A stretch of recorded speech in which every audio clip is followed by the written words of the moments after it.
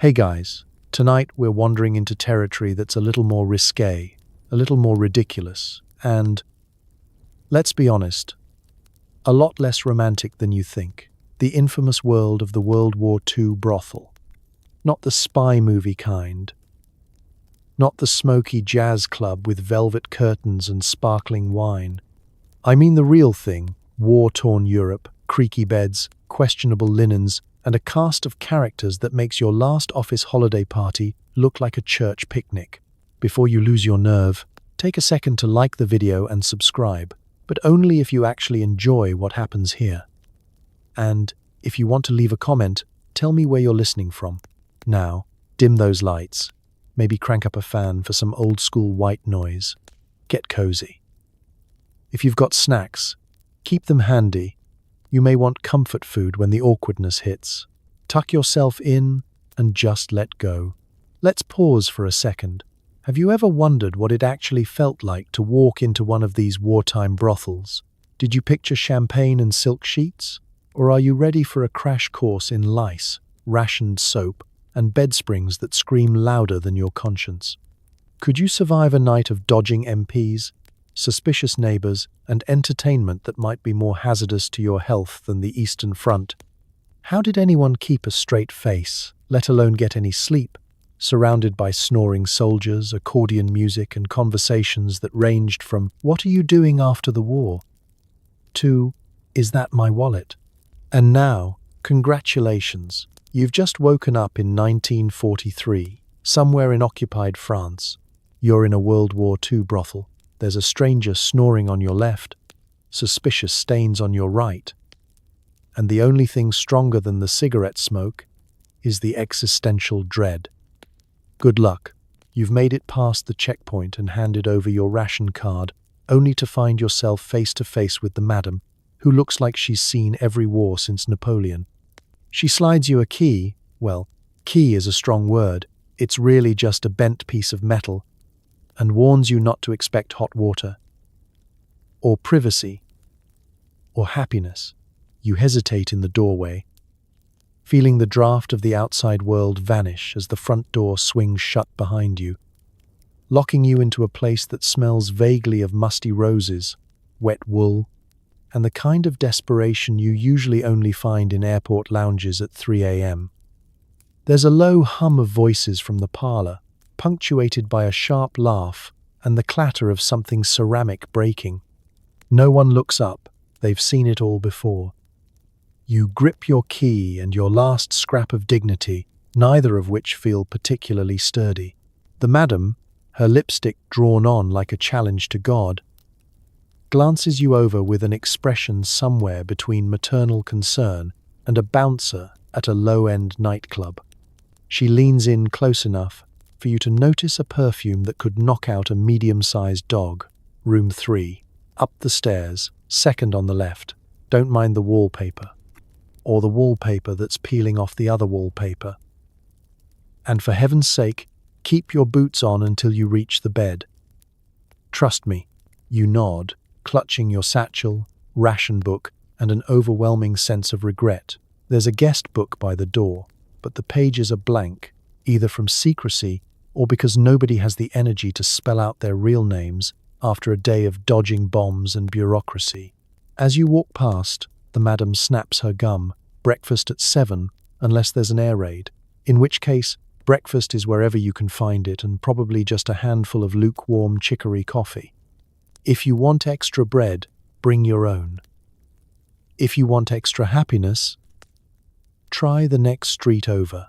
You step onto the stairs, which creak under your weight in a way that feels vaguely personal, like the house itself is judging your choices.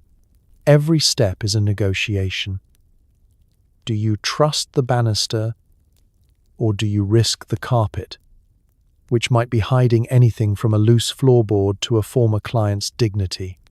The lighting is best described as moody, courtesy of a bare bulb swinging overhead and the occasional candle stub jammed into a wine bottle. A fellow guest squeezes past you on the landing. His uniform unbuttoned, tie askew, eyes hollow with the 1,000-yard stare of someone who's spent too many nights sharing both secrets and bunk beds. He offers a nod that says, "Welcome to the club," and disappears down the hall toward what sounds suspiciously like a heated argument about whose turn it is to use the last functioning toilet. You find your door, marked by a brass number that's only attached at one corner, giving it a permanent look of resignation. The key fits after 3 tries, and the door swings open with a sigh. Inside, the room is smaller than your average supply closet and decorated with a floral pattern that's lost its will to live. A window overlooks the alley, letting in a draft that manages to be both damp and judgmental. You set down your bag and notice the amenities. 1 pillow, lumpy, 1 towel, dubious, a chipped teacup, and a chair that appears to be held together by prayer and wallpaper paste. The bed is already made up, which is a minor miracle. But the springs creak like a warning every time you sit down. You can hear laughter and accordion music drifting up from below, punctuated by the distant sound of someone cursing in 3 languages. There's no sense of privacy here. Every conversation, every footstep, every tragic romance leaks through the thin walls like water through a sieve. But oddly, there's also a feeling of camaraderie. You're not the first to make this questionable decision, and you won't be the last. As you take a breath and look around, you realize that, for better or worse, you've checked into a slice of wartime history, complete with regrets, resilience, and the distinct possibility of catching something you can't explain to your doctor back home. And as you pull your boots off, settling onto the questionable mattress, you hear the madam's voice echo up the stairs. "Don't get too comfortable. The night's just getting started." The moment you step inside, your senses are assaulted by a heady mix of cheap perfume, boiled cabbage, cigarette smoke, and something that can only be described as disappointment. There's music playing somewhere, possibly from a radio, possibly from a haunted accordion. Your eyes struggle to adjust. The lighting in here is a combination of flickering yellow bulbs, mismatched lampshades, and candle stubs stuck in empty wine bottles, casting shadows that slither across the walls and briefly convince you that the wallpaper itself is alive and deeply offended. Every surface seems to be upholstered in floral fabric, except where the pattern's been burned away by too many cigarettes or simply surrendered in the face of a relentless wartime existence. It's the kind of room that's so cluttered with heavy curtains and lopsided doilies that it might actually be holding the building upright through sheer decorative willpower. A vase of plastic flowers sits on a corner table, 1 petal quietly melting under the heat of a lamp. On the mantel, a cracked clock ticks out of time with the accordion, as if the room has given up on synchronized living. There's a haze in the air, part smoke, part steam from someone's attempt at soup, part the kind of mist that seems to form only when hope evaporates. You spot a pile of coats slumped over a chair, each one a relic of a dozen different armies, like an impromptu museum of bad military tailoring. There's a faint but persistent squeak from the floorboards as people move about, and everyone does, constantly, as if standing still too long will attract attention from the draft, the madam, or fate itself.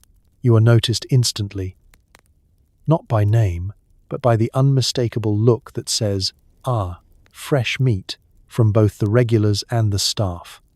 A man in the corner, wearing a beret and an expression that suggests he's lost both his fortune and his faith in humanity, gives you a lazy salute.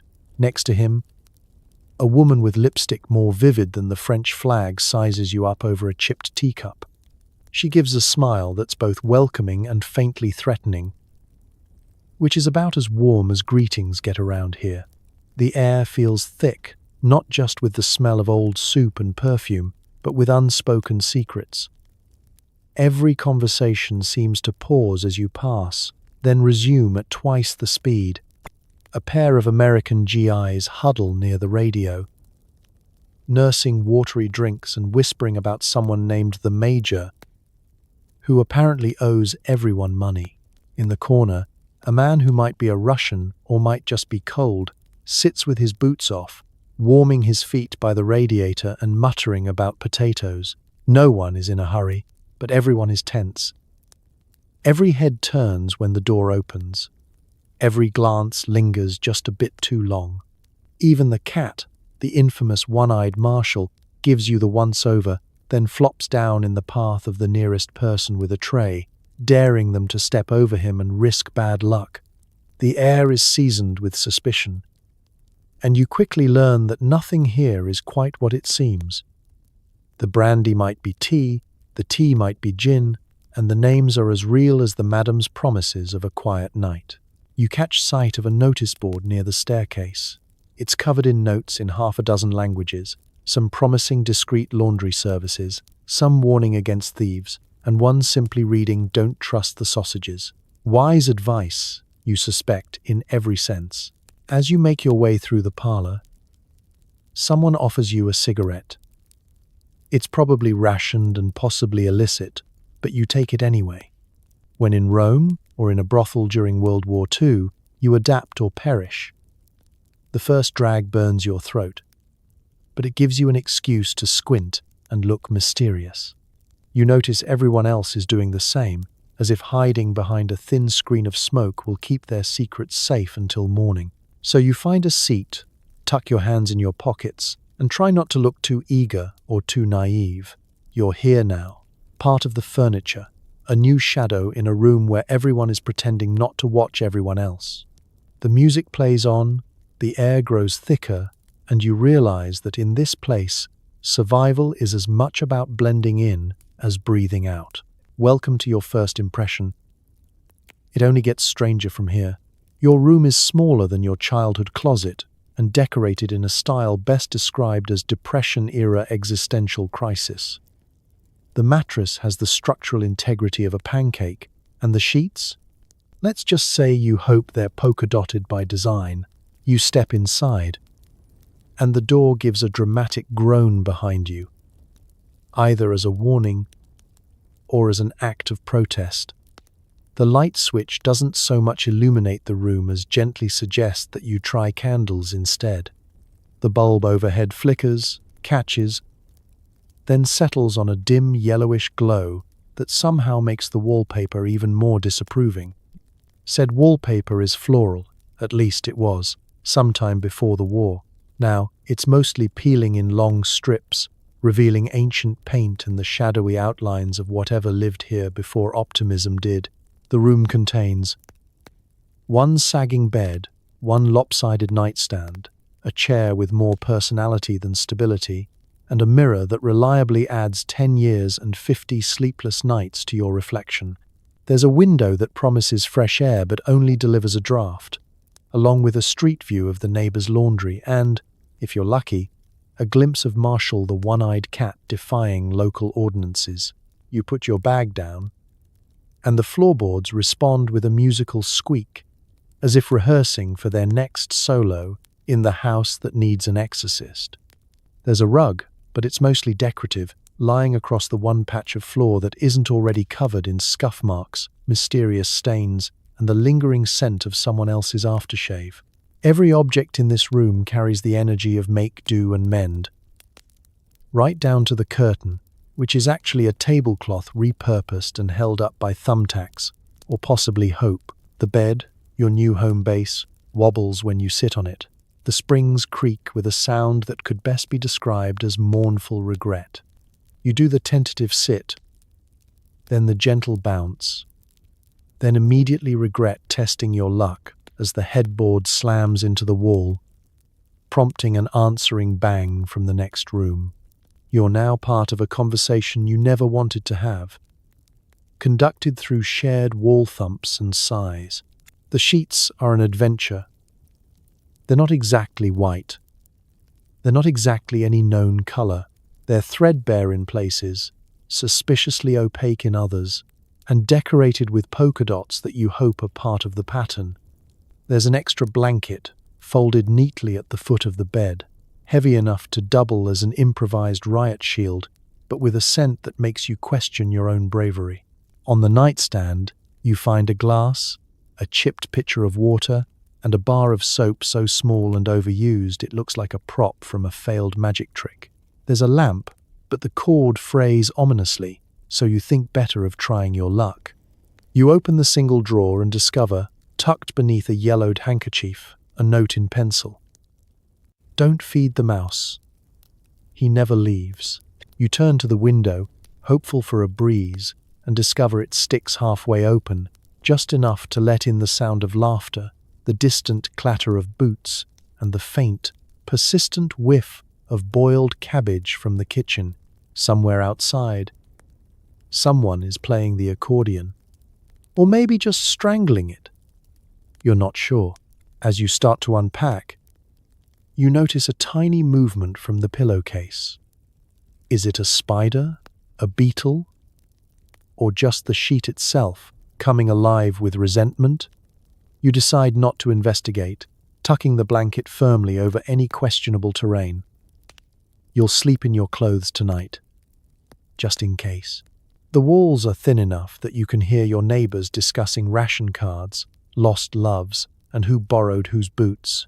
It's oddly comforting, like living inside a radio play written by Kafka and sponsored by a soap company that went out of business last year. Lying back, you stare at the ceiling, tracing cracks that map out all the bad decisions made by guests before you. The mattress gives just enough to let you dream, but not enough to let you forget where you are. This is your room, bed, bug, and beyond. Home for now. And as you drift off, the last thing you hear is the faint, ancient voice of the madam echoing up the stairs. Don't let the bedbugs bite. Seriously, the women who work here come from every corner of Europe, and they each have a story. Some tragic, some hilarious, all slightly terrifying. They size you up with a look that says, "I've seen worse," which is both comforting and deeply insulting. You try to stand tall, shoulders back, but the effect is ruined when you realize you're standing in a patch of something sticky, and your left shoe makes a sound like a startled duck every time you shift your weight. The girls don't blink. They're professionals, after all, used to soldiers, drifters, and the kind of guests who arrive smelling of boot polish and leave smelling of regret.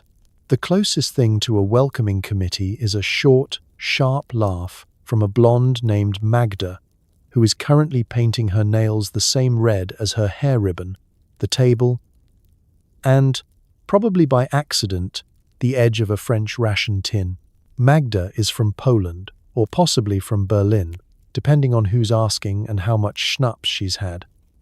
She knows 6 languages, 5 card tricks, and all the ways to make a GI blush. She offers you a wink that could shatter glass, then waves her hand airily in the direction of a young woman nearby. "That's Lisette," she says. "She sings when she's happy and throws things when she's not. Do not confuse the two. Lisette is petite, sharp-eyed, and rumored to have once smuggled an entire roast chicken past a German checkpoint in her handbag. She is currently humming a sad waltz and mending her stockings with a look of grim determination.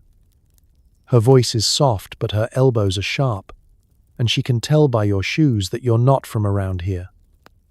"American?" she asks. You nod, and she shrugs.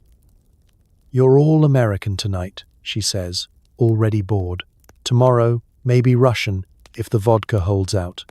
In the far corner, propped against a radiator and the limits of human optimism, sits Clara.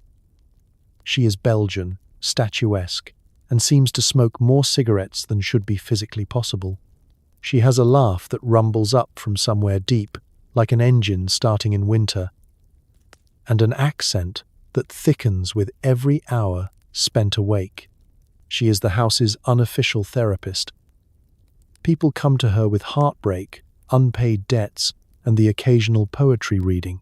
She listens, dispenses advice. "Eat bread, not hearts, darling," and only occasionally asks for payment in chocolate.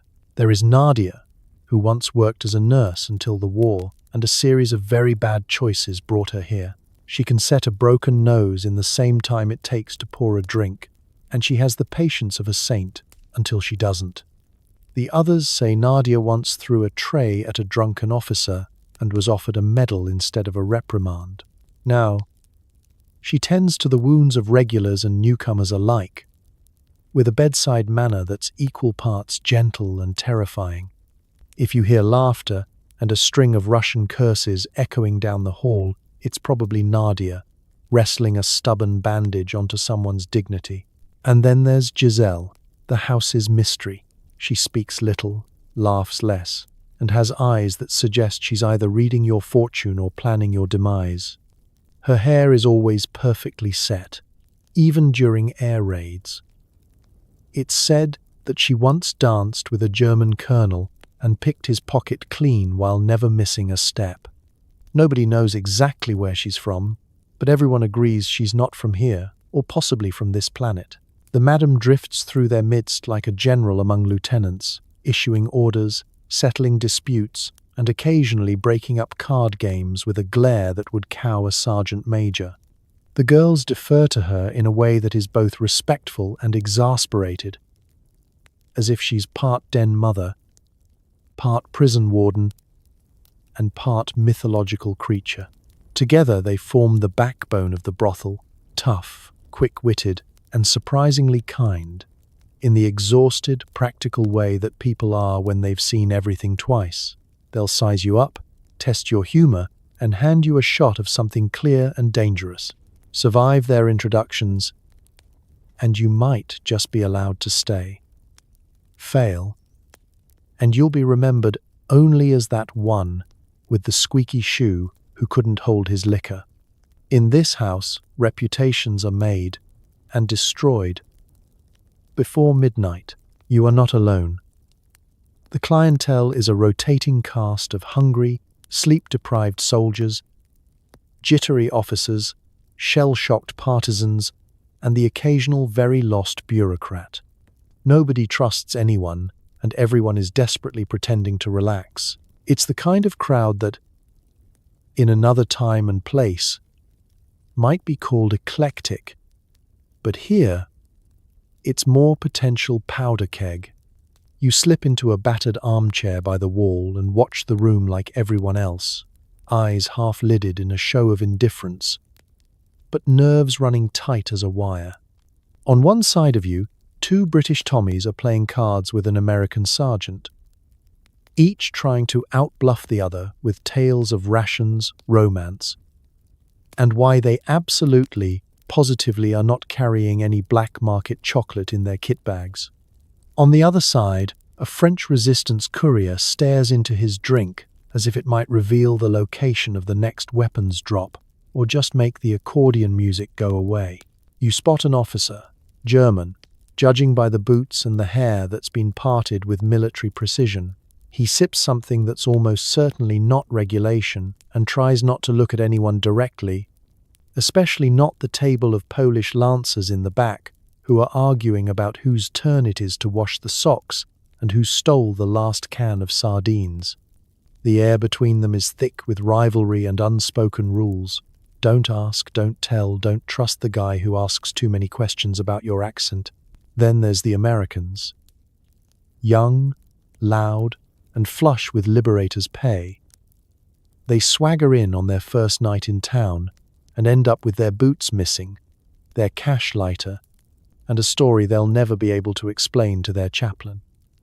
There's always one GI who tries to impress the girls with a few words of mangled French, only to be out-charmed by a Canadian who offers actual chocolate. You can spot the new arrivals by their optimism, the ones who think the war will be over by Christmas, or that they'll remember any of these names in the morning. And then there are the real ghosts of the place, the partisans and the drifters who slide through the crowd like smoke. They exchange cryptic nods, slip notes under tables, and disappear out the back door when things get too lively. They don't talk about where they've been or where they're going. If you catch their eye, they look away, and you know better than to follow. They're the ones who sleep with their boots on, and a knife under the pillow, just in case. The bureaucrats are the strangest of all. Sometimes they come in with folders tucked under one arm, and an expression that says, "I'm here for work." They try to blend in, but the ink stains and perpetual squint give them away. Nobody knows exactly what they do, but everyone agrees that they're probably up to no good. They nurse a single drink for hours and are always the first to leave when the MPs show up for a routine inspection. Nobody is quite themselves here. Everyone has a story. But tonight, they're all just trying to get through the evening without making the kind of mistake that ends up in a report, a fistfight, or an international incident. The talk is fast, the laughter forced, the drinks measured and watered down to avoid regrets. Every so often, someone stares a little too long at the coat rack, as if remembering a home far away, or a different version of themselves before the world turned upside down. Trust is rationed tighter than the bread. Nobody shares real names unless drunk, and even then, half the names are borrowed from movie stars or saints. Deals are made in whispers, rumors traded like currency. Where the front line is, which checkpoint is safe, who's missing, and who's already gone. Everyone is waiting for the war to end, for their number to be called, or for a sign that it's finally okay to breathe out. So you sit, watch, and learn. In a World War II brothel, every client is a stranger, every glance a gamble, and the only certainty is that you'll leave with less than you brought, even if all you lose is a little more faith in humanity. Welcome to the clientele, soldiers, spies, stragglers, and now you. If you're hoping for a shower, prepare for disappointment. The bathroom is a communal trough, the soap is on its last leg, and the towel is older than the war itself. Cleanliness is not a virtue, it's a legend. The journey begins with a trek down the narrowest hallway in Europe, a hall so tight you have to turn sideways to pass anyone, or risk making accidental, eye-watering contact with a stranger's armpit. The faint aroma of desperation leads you to the bathroom, a word used here only in the loosest possible sense. The door doesn't quite close, and the sign hanging from a nail reads, "Occupied on both sides," which means it's always true. Inside, the air is heavy with steam and the kind of musty undertone that can only be achieved by decades of damp towels and unresolved emotional issues. The floor is perpetually wet, although whether it's from water, rain, or something best left unmentioned is anyone's guess. In the corner, there's a chipped tin basin, your sole option for freshening up. It's perched on a rickety table that looks one sigh away from collapse. The mirror over the basin is frosted at the edges, not for style, but from a stubborn residue no amount of elbow grease or historical effort has ever removed. You stare at your reflection and wonder when you started looking like someone who lost a fight with a potato sack. A comb sits by the sink, its missing teeth a testament to years of brave service. If you want to brush your teeth, the best you'll manage is a splash of lukewarm water, a bit of powdered something from a battered tin, and a prayer that whatever's living on your toothbrush gives you a pass. Then there's the soap. You've never truly understood the word rationed until you see it, a stub of greyish substance whittled down to the size and shape of a baby's toe. It passes from hand to hand, and everyone pretends not to notice that it has the consistency of old cheese and a scent reminiscent of army boots and panic. The more generous guests will lather up and try to share. But even then, you sense they're calculating exactly how much soap to use so that the next person doesn't get any funny ideas. As for towels, there's only one in circulation, and it's a study in wartime resilience. Once white, now it's a shade somewhere between hope deferred and last night's stew. It's thin in the middle, rough at the edges, and permanently damp. Hanging it on the line doesn't dry it, it just picks up extra flavor from the kitchen. You eye the towel and decide you'd rather drip dry, even if it means walking back to your room, leaving a faint, snail-like trail across the landing. Privacy, of course, is a fantasy. Every bath is communal. Every splash is a public event. Conversations echo off the tiles, ranging from the best way to cure foot rot, boil it in vinegar, to whose boots have mysteriously gone missing. Someone is always knocking, someone is always shouting, and if you lock the door, there's a fair chance the handle will come off in your hand. If you're brave or desperate, you can ask the madam about hot water. She'll laugh, shake her head, and tell you a story about the winter of '41, when the pipes froze solid and everyone had to melt snow in their tea kettles just to wash. Cold is good for you, she insists. Builds character, kills lice. You're not convinced.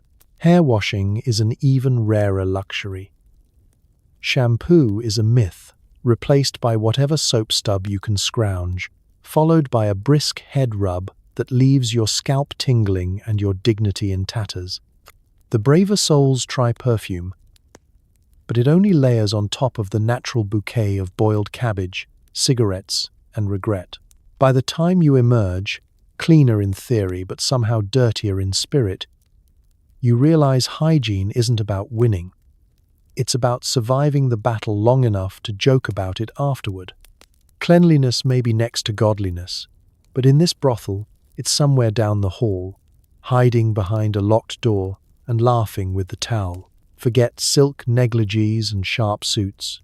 Everyone is in various states of dishevelment, wrinkled uniforms, moth-eaten stockings and underwear that might once have been white but now exists in a color spectrum unknown to science. You glance around the parlor and realize there isn't a single straight crease in the whole house. Everyone's been through the sartorial ringer. The British officers arrive in what's left of their pressed khaki, complete with medals, brass buttons, and just enough mud to prove they've really seen action. An American GI sports a shirt that started the day olive drab, but now boasts a generous helping of soup stains, mystery blotches, and a lipstick print suspiciously close to the collar. The French resistance? They prefer layers of mismatched sweaters, patched trousers, and scarves that have survived more than one chase across the rooftops. The girls' dresses are equally defiant. Stockings are more ladder than fabric, their seams drawing zigzags up tired calves. Heels wobble and click, some with cardboard reinforcements, some with a stubborn limp. Blouses are hand-washed in cold water, line-dried until stiff, and ironed only if someone remembers how the iron works. Zippers catch, buttons are at best decorative suggestions, and every garment tells a story of repair, improvisation, and silent negotiation with the universe. But it's the underwear, oh the underwear, that truly speaks to the era. Silk and satin are dreams from another century. Instead, it's a parade of bloomers, boxers, and slips that have survived at least 2 owners, 1 bombing raid, and a few questionable barter deals in the market. Elastic is a fond memory. Waistbands sag bravely, held up by pins, ribbon, or a sturdy sense of optimism. Colors range from originally ivory to definitely taupe, with stops at, "Is that green?" along the way. Laundry is done when absolutely necessary, which means never often enough. Each room has a makeshift clothesline, sometimes a bit of string, sometimes a conveniently placed radiator, decorated with damp socks and drying bras that add a festive and slightly alarming touch to the decor. If you listen closely, you'll hear the sound of someone frantically scrubbing out last night's stains, cursing in 3 languages, and swearing revenge on whoever used up the last of the lye soap. New arrivals always stand out. They arrive with crisp shirts, starched collars, and a hopeful air, only to wilt by midnight, their fresh uniforms surrendering to the laws of physics and the chaos of the house. By morning, everyone's sleeves are rolled, trousers unbuttoned at the top, and dignity folded neatly beneath the pillow, modesty evaporates. Nobody blinks at a shirtless GI tiptoeing down the hall, or a resistance courier in threadbare underthings peering out the window for a signal. If you want privacy, you'll have to settle for a towel and a fast walk. Accessories are their own category of improvisation. Belts are traded, lost, or repurposed as tourniquets. Tie clips and pins are swapped for favors, while stockings are carefully stitched, patched, and, when all else fails, drawn on with eyebrow pencil to simulate a seam. Footwear is precious. Boots are cleaned, polished, and slept with under the bed for safekeeping, while heels, no matter how battered, remain a symbol of hope that maybe, just maybe, someone will dance tonight. There's an unspoken competition. Who can make do with the least? Who can turn a threadbare slip into a flirtatious flourish, or wear a battered greatcoat with something like style? Fashion isn't about elegance. It's about endurance, invention, and the daily act of refusing to let the war have the last word. So you learn to embrace the chaos. You iron creases with your hands, darn socks with whatever thread is handy, and wink at the stains as you pull your collar straight. This isn't a fashion show. This is survival, in 3 layers and a borrowed pair of bloomers. You wear what you can find, and you wear it with pride, or at least with a shrug. Because on the front lines of fashion, the only real rule is just keep going, and maybe check for holes before you sit down. The madam's list of rules is longer than your supply of cigarettes. Don't ask for a discount, don't steal the towels, and absolutely, under no circumstances, try to pay with monopoly money. She posts the rules by the front door, next to the umbrella stand, and just beneath a painting of a vase of flowers that's seen more trauma than most junior officers. The list is handwritten in looping script, some parts underlined, some threateningly circled, and a few that seem to have been added after a particularly wild Saturday night. No shoes on the furniture. No boots in bed. No singing after midnight unless you're willing to accept tips or tomatoes. The rules are read aloud at least once per evening, with regular updates as the war and the guests get weirder. Rule number 1. Pay in advance. No exceptions. No, I'll get you tomorrow. And no, your ration coupons for 2 ounces of dried peas are not legal tender. The madam has heard every excuse. The truck with my pay got shelled. I left my wallet with a major, and the always popular, "Don't you know who I am?" She doesn't care. You pay up front, in cash, or in items with actual value. Cigarettes, real coffee, sometimes chocolate. Try to pay in IOUs, and you'll find yourself out the door faster than a British retreat at Dunkirk. Rule number 2. Respect the staff. This is non-negotiable. No shouting, no pinching, no proposals of marriage, unless you're holding at least 3 rings and a letter from your mother. Any disrespect is dealt with swiftly, usually by a withering glare from Nadia or a mop to the shins from Lizette. Repeat offenders might find their shoes mysteriously glued to the floor or their bathwater swapped for ice cubes. Chivalry is not dead, it's just enforced by sheer exhaustion. Rule number 3. Do not, under any circumstances, try to bribe your way into the VIP room during blackout. Yes, it has a slightly less creaky bed. No, it is not worth smuggling a wheel of cheese or half a ham through the front door. The last man who tried ended up sleeping on the stairs, clutching his contraband and wondering where it all went wrong. Rule number 4. Keep your politics to yourself. Debates about the war, the future, or whose general is handsomest are strictly forbidden in the common areas. Any conversation veering dangerously close to who started it or who's winning will be redirected by a strategically placed broom or the sudden appearance of the madam, who has the uncanny ability to materialize whenever tempers start to rise. The only safe arguments here are about who owes whom for the last round of drinks and whether Marshall the cat should be allowed in the kitchen. Rule number 5. No animals except for Marshall. This rule is less about hygiene and more about property rights.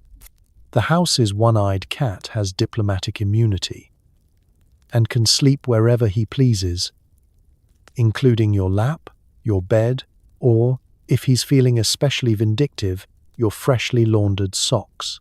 Rule number 6. Don't ask what's in the stew. The answer is always vegetables and love, which, translated from kitchen code, means don't push your luck. Complaints about the food will be met with an invitation to cook next time. A threat that has silenced even the most stubborn sergeants. Rule number 7. Absolutely no firearms at the table. Bayonets, knives, and suspiciously heavy umbrellas are to be left at the door. The coat rack is a veritable arsenal by nightfall.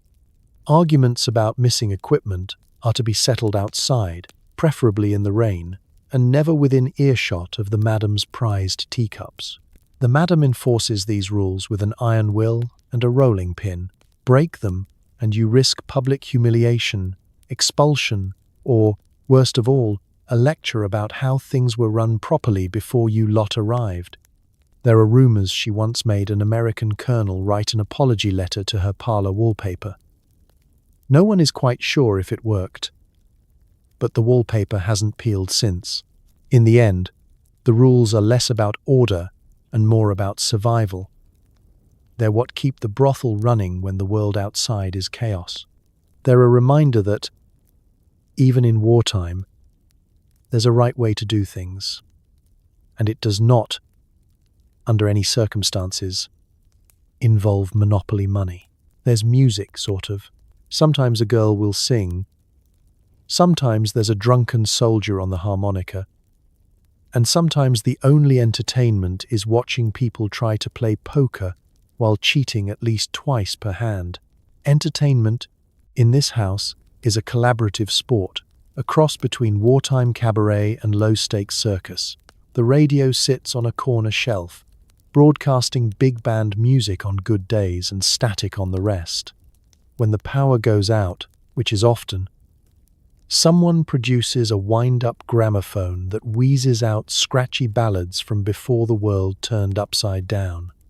There's a single battered accordion in the corner, its keys held together with twine, and the threat of being thrown out the window if it plays Lily Marlene more than twice in one evening.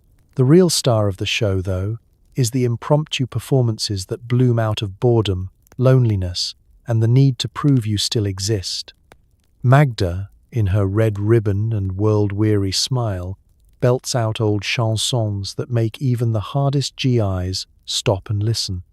Her voice is smoky, bittersweet, and almost makes you forget you're in a room where the wallpaper is peeling out of self-defense. She's occasionally joined by Lisette, who can hit the high notes but prefers to sneak in bawdy verses, much to the scandalized delight of the British officers in the back. If the girls aren't singing, you'll probably get music from a soldier and his harmonica. There's always one, fresh off the train, still wearing his helmet, and eager to share his latest tune. Sometimes it's Boogie Woogie Bugle Boy. Sometimes it's just the national anthem, off-key, on a loop, until someone kindly suggests he go practice in the alley. The harmonica gets passed around, sanitized with a splash of vodka, and by the end of the night, even the most tone-deaf guest is humming along. When the music pauses, cards come out. Poker is the game of choice, though the house rules are as flexible as the coat hooks and twice as dangerous. You'll see every kind of cheat. Cards up sleeves, aces in boots, the old accidentally spilled drink to distract everyone while your partner rearranges the deck. Money, when it appears at all, is immediately replaced by cigarettes, chocolate, and a particularly coveted can of sardines someone smuggled in from the docks. The only thing more common than bluffing is being caught bluffing and then bluffing again. If you win too often, expect a gentle reminder from the madam to spread the luck around, or risk being dealt out for the next hour.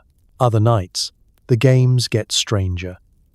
Charades by candlelight is a favorite, though the topics are usually guess which officer just fell asleep in the coat closet, or what is this mysterious lump in the soup.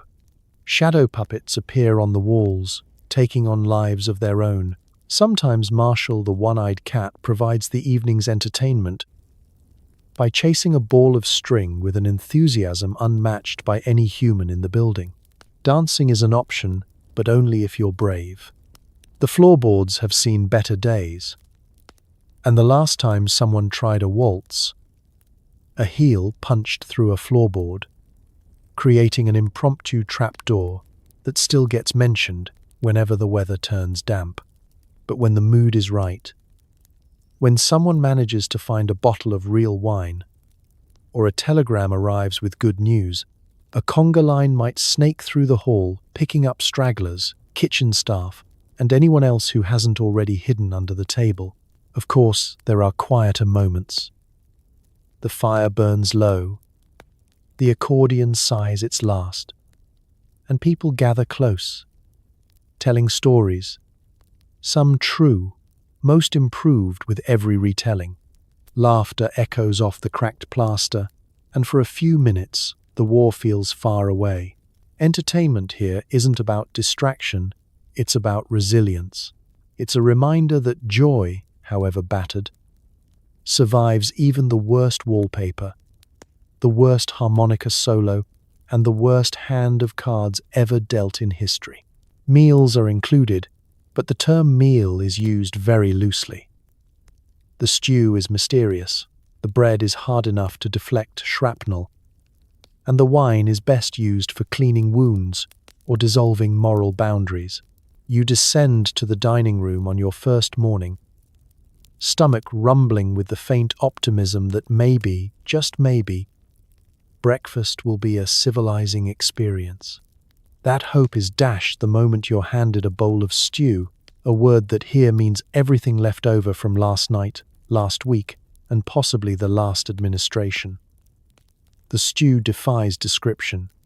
Sometimes it's brown, sometimes it's green, and sometimes it looks suspiciously iridescent in the morning light. There are floating objects, some vegetable, some possibly animal, some that simply defy classification. The only thing you know for sure is that the house cat sniffs it and moves on. Next to the stew is bread, though calling it bread is generous. The loaf sits on the table with the quiet confidence of something that knows it cannot be hurt. It's dense, nearly black. And when you knock on it, it sounds like a door to a crypt. The crust could be used to repair a tank. Slicing it is a two-person job, one to hold the knife, the other to keep the loaf from making a break for it. Everyone gets a wedge. The bravest attempt to soak it in stew, but the bread resists absorption, maintaining its grim integrity. You chew, and chew, and chew. By the end of the meal, your jaw has seen more action than most of the Allied front. Protein is a rare and precious rumor. Occasionally, a sliver of sausage or a few beans appear in the mix, and a reverent silence falls over the room as everyone wonders, is this ration day, or is someone being generous? Butter is a myth. Cheese, when available, is the color of old parchment and the consistency of an eraser.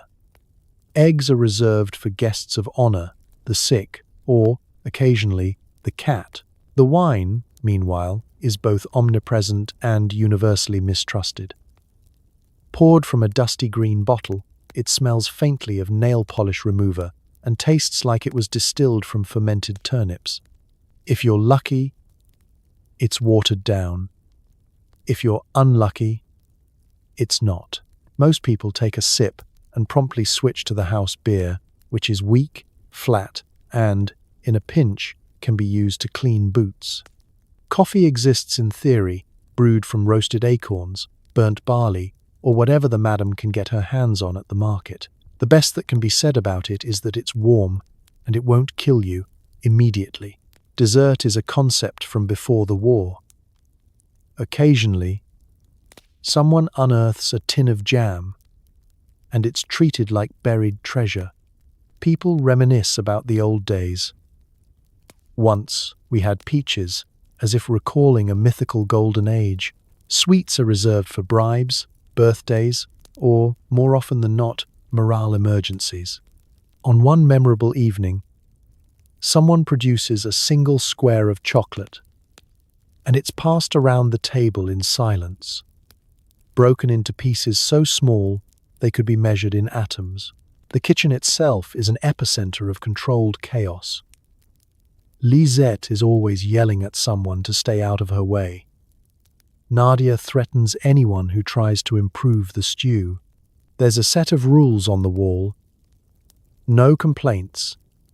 No substitutions. No second helpings unless you want to do the dishes. The stove is unreliable. The knives are blunt. And every spoon is slightly bent from years of scraping out the last possible calories. Food here isn't about taste. It's about survival, ingenuity, and learning to enjoy the occasional surprise of something not entirely unpleasant.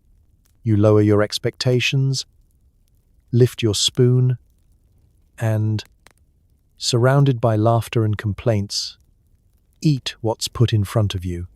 You might never know what's in the stew, but you do know one thing. You're not here for the cuisine. You're here to live through another day, and maybe, just maybe, find a crumb of joy in the bottom of the bread basket. Against all odds, there's a strange sort of camaraderie that forms. Jokes are traded as currency, and every so often, someone tries to get romantic, only to be interrupted by an air raid siren or the sudden appearance of a rat.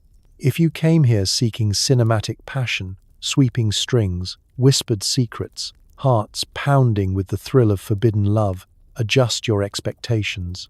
Wartime brothel romance is less Casablanca and more awkward sitcom with a rotating cast and an unpredictable rodent problem.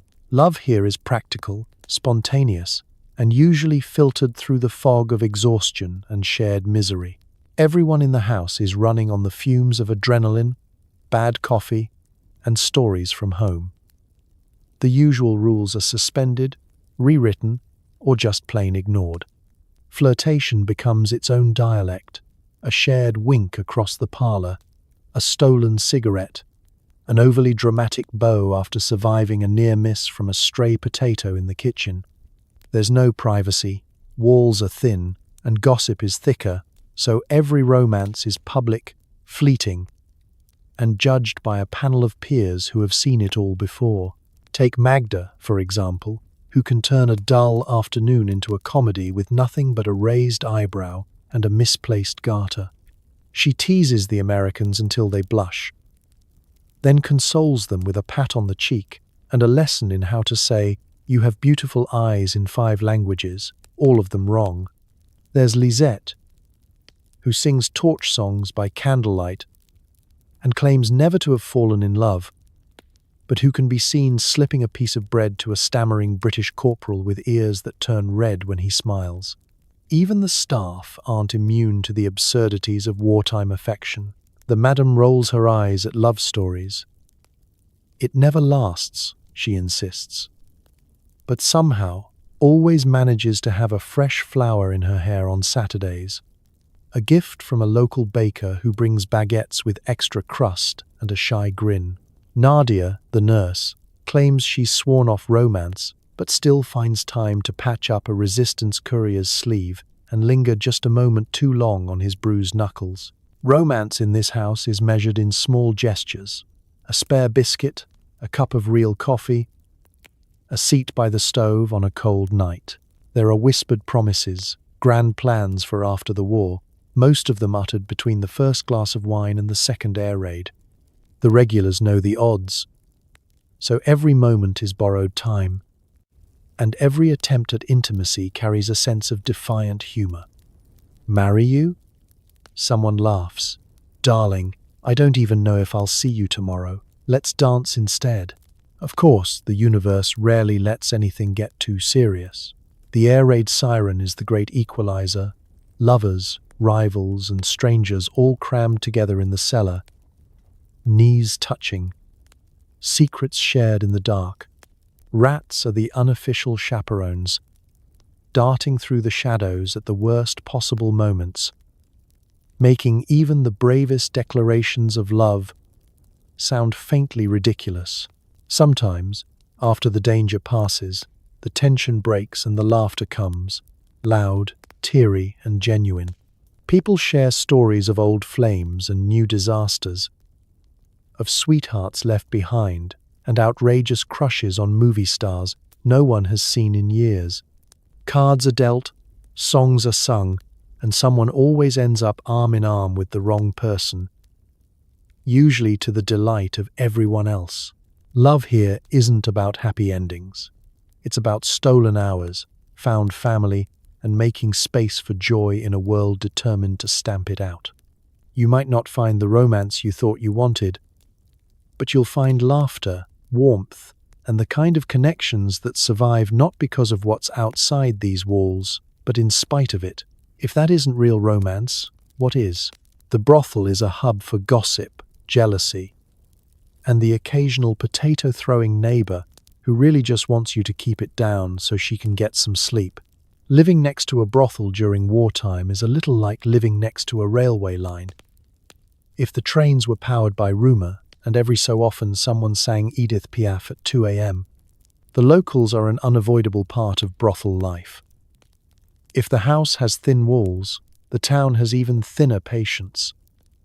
And there's no such thing as a quiet night.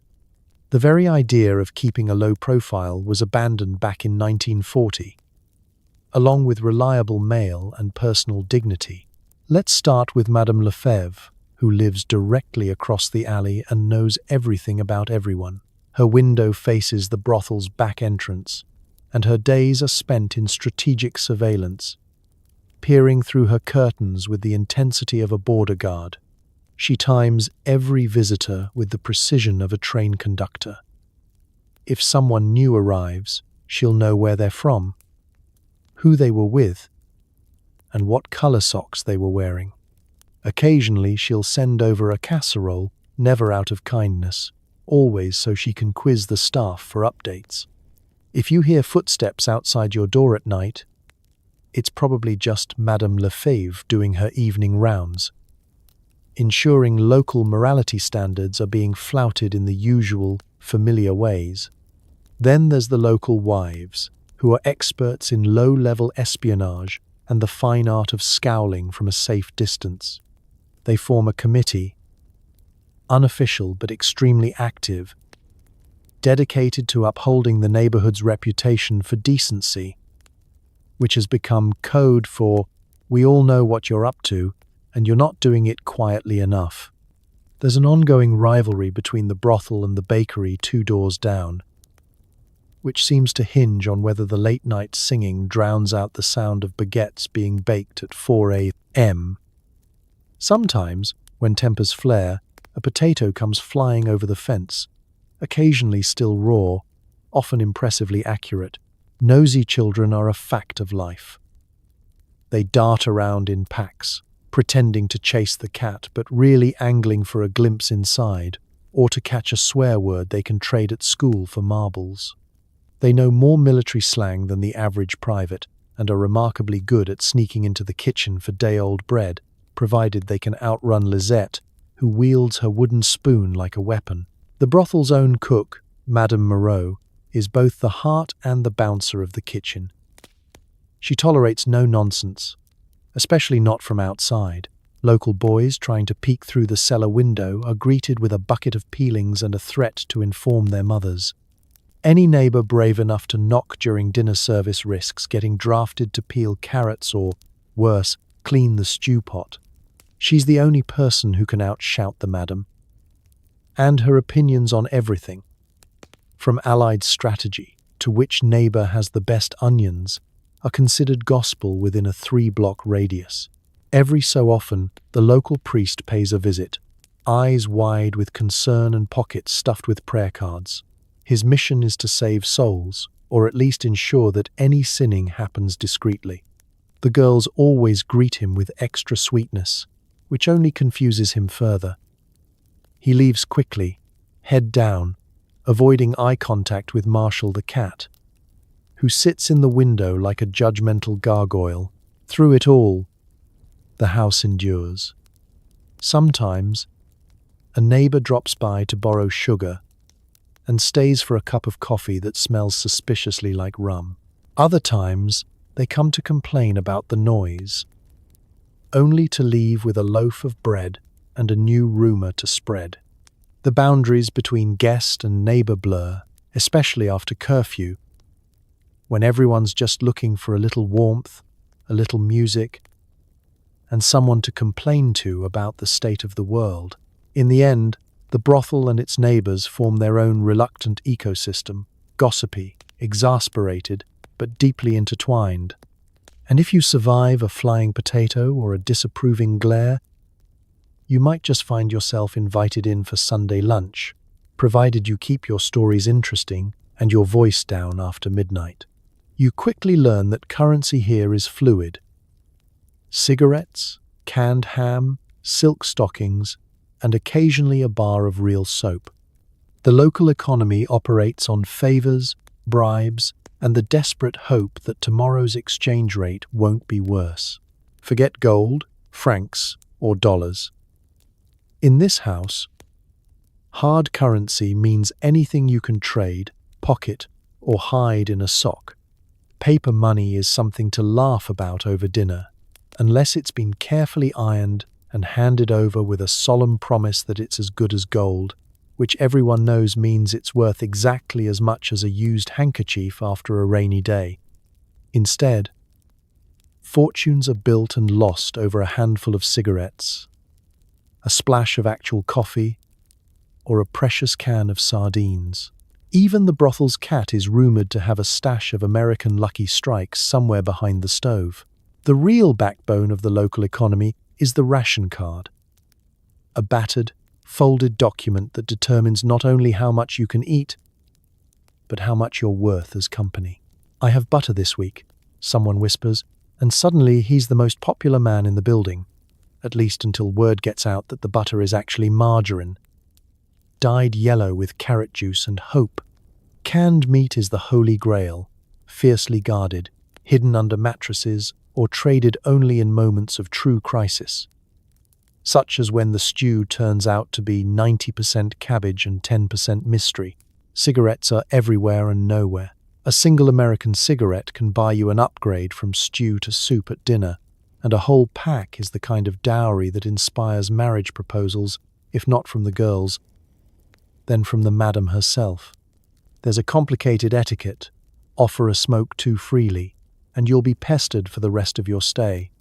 Hoard them, and you'll wake up to find your boots have gone missing, replaced by a note promising repayment in valuable goods, which almost always means more cabbage. Soap, meanwhile, is worth its weight in diamonds. A fresh bar is currency, status symbol, and declaration of intent all at once. Trade it, and you're a legend. Lose it, and you'll be remembered as the one who ran out of soap and friends in the same night.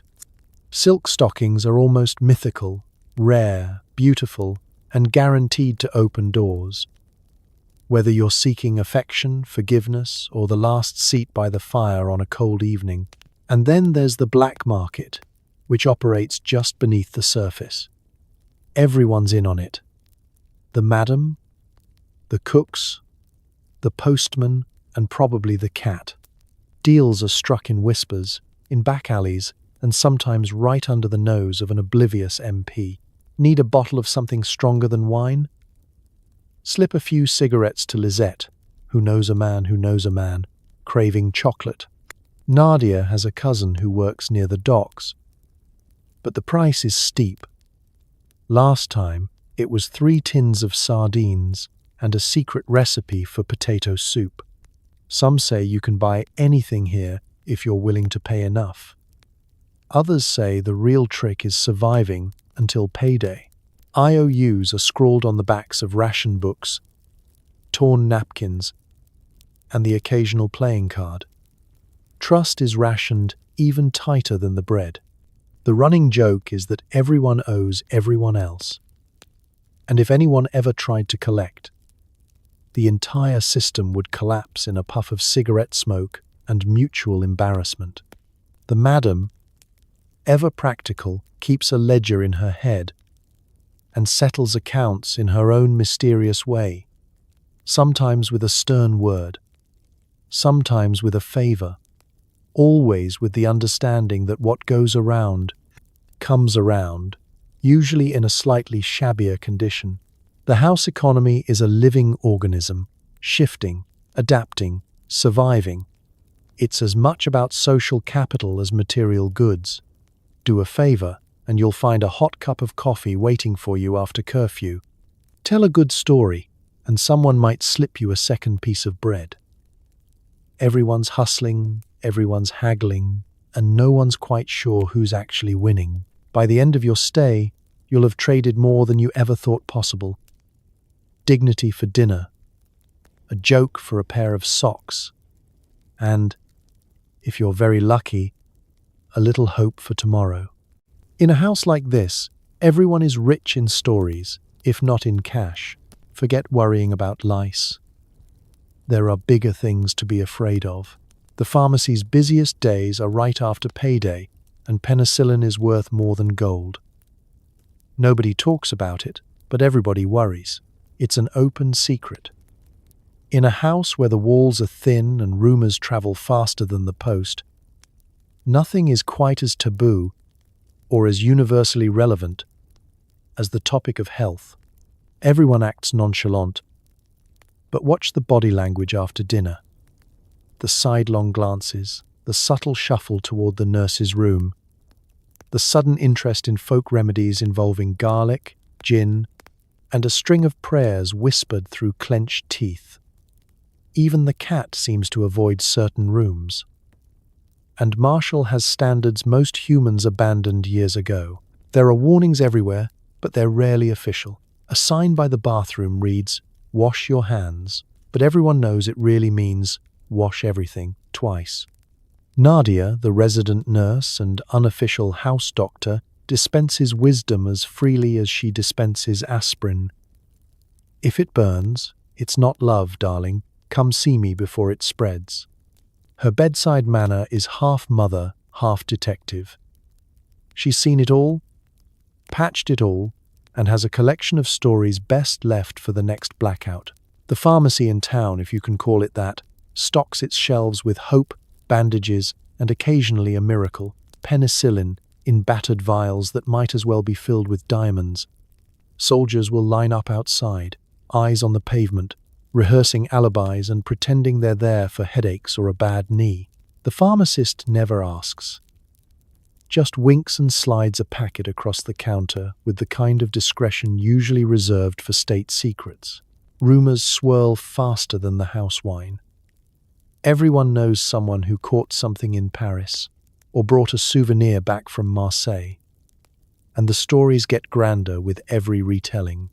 There's the tale of the sergeant who insisted he was immune after 3 rounds with the same girl, only to be confined to bed for a week, red-faced and swearing off romance until at least next payday.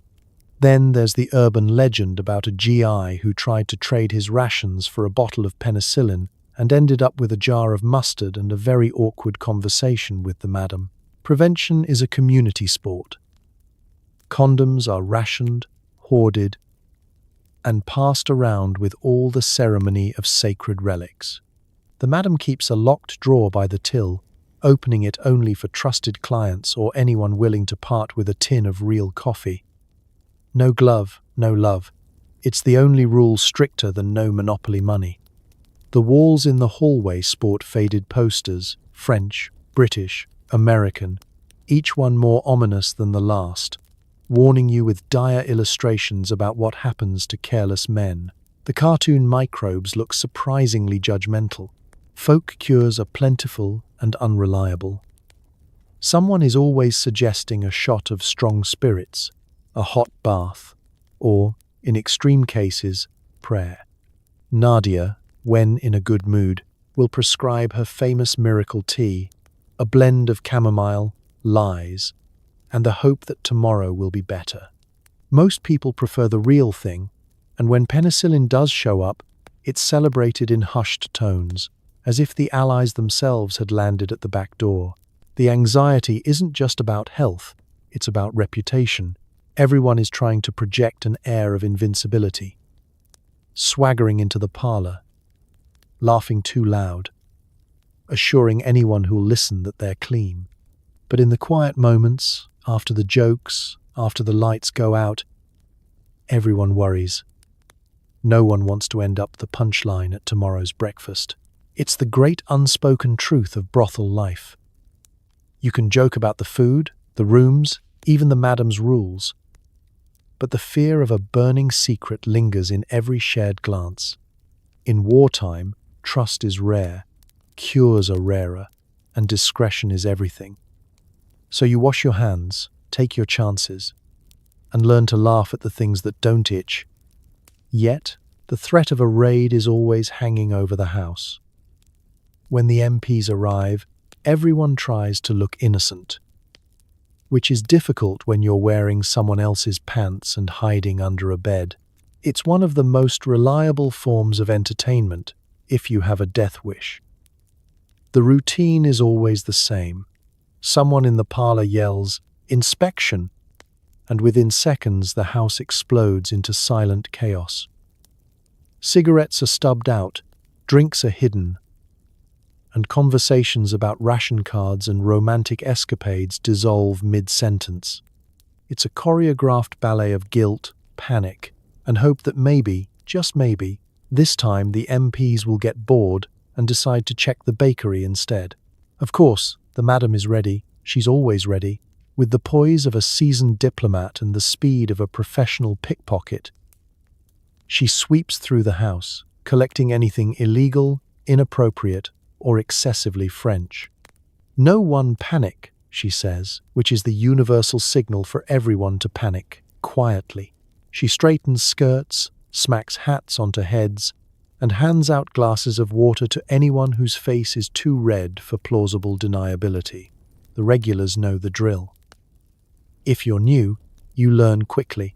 You tuck yourself into the nearest wardrobe or under a convenient bed, pressed up against the dust bunnies and the spare boots of whoever was in here last. Some guests, slightly more experienced, opt for the linen closet, a risky maneuver, since Marshall the cat likes to nap in there, and has been known to defend his territory with the full force of feline justice. The MPs, military police, for the uninitiated, have the bearing of men who'd rather be anywhere else, but who are determined to find something, anything, to put in their report. They bang on doors, shine flashlights into corners, and bark questions in a variety of accents and levels of authority. "Papers" is the first demand, and then, inevitably, "What are you doing here?" to which there is no good answer. You can always tell a nervous guest. They answer too quickly, or too slowly, or not at all. Some try to bluff. "I'm here to fix the plumbing. I got lost looking for the train station. I thought this was the library." None of these excuses are convincing, but the MPs don't expect truth. They expect confusion, and they get it in spades. The truly unlucky are the ones found wearing the wrong uniform. There's no crime in borrowing a friend's jacket, unless that friend is wanted for questioning. In which case, congratulations, you've just made the most exciting mistake of your week. Meanwhile, the girls are seasoned professionals. They straighten their slips, smooth their hair, and adopt expressions of serene boredom. Lisette flips through a magazine upside down. Magda serenely embroiders what might be a map or might be a complicated insult, and Clara offers everyone tea with the unflappable calm of a woman who's watched 20 raids and never lost a single earring. Nadia, the nurse, stands in the hallway, arms crossed, daring anyone to check her first aid kit. The madam, for her part, handles the MPs with the charm of a seasoned card sharp. She knows every name, every rank, and exactly how to phrase her answers so they sound like confessions but reveal absolutely nothing. Of course, officer. Would you like to check the pantry? The broom closet? The stew? Please, help yourself. Just mind the cat. He bites. There's a secret pride in passing an inspection without losing your nerve or your possessions. When the MPs finally leave, everyone breathes out, laughter returns, and stories are told: who nearly sneezed, who was caught hiding in the dumbwaiter, who managed to bluff their way out of trouble by claiming to be the window inspector. In the end, raids are just another part of life, a test of creativity, nerves, and the ability to look perfectly innocent while standing ankle-deep in contraband chocolate. Survive enough of them, and you start to believe you could pass for respectable, at least until the next knock at the door. Conversations in the common room range from war news to absurd rumors, like the one about Churchill visiting in disguise, or the supposedly haunted bidet. Small talk here is an Olympic sport, requiring stamina, quick wits, and the ability to keep a straight face while translating 3 languages and ignoring the fact that half your audience is plotting to cheat you at cards. Every corner of the room is alive with chatter, a patchwork quilt of accents and stories stitched together by desperation and dark humor. The air is thick with half-truths, quarter-truths, and a generous helping of pure invention. It always starts the same way: a cautious glance, a polite nod, and the universal opener. So, what brings you here? The answers are as creative as they are evasive. Some guests claim to be on leave from the front. Others are in town for business, though no one ever says what business exactly. The best answer you've heard so far? I'm an importer-exporter of turnip futures. It's as plausible as anything else. Rumors are the house specialty, served fresh with every meal. Someone claims to have seen Eisenhower at the post office, disguised as a postman with an unconvincing mustache. Another insists the German officer from 2 doors down is actually a Polish prince, hiding from an embarrassing love triangle. The French resistance courier swears the house is built atop a secret tunnel system, and everyone pretends not to notice the suspiciously uneven floorboards. And then there's the haunted bidet. Everyone agrees it gurgles at night, and Lisette refuses to use it after sundown. Language is its own battlefield. English, French, German, Polish, and the international dialect of hand gestures all collide in the common room, producing conversations that are part charade, part crossword puzzle, and part accidental poetry. Someone always gets the idiom wrong. Don't put all your eggs in one foxhole. Close only counts in horseshoes and hand grenades. Every mistranslation is met with roars of laughter and gentle correction, usually by someone who barely speaks the language themselves. Jokes are currency. The American GIs bring knock-knock jokes that lose something in translation but gain new life when acted out by a drunken Belgian and a British officer doing his best New York accent.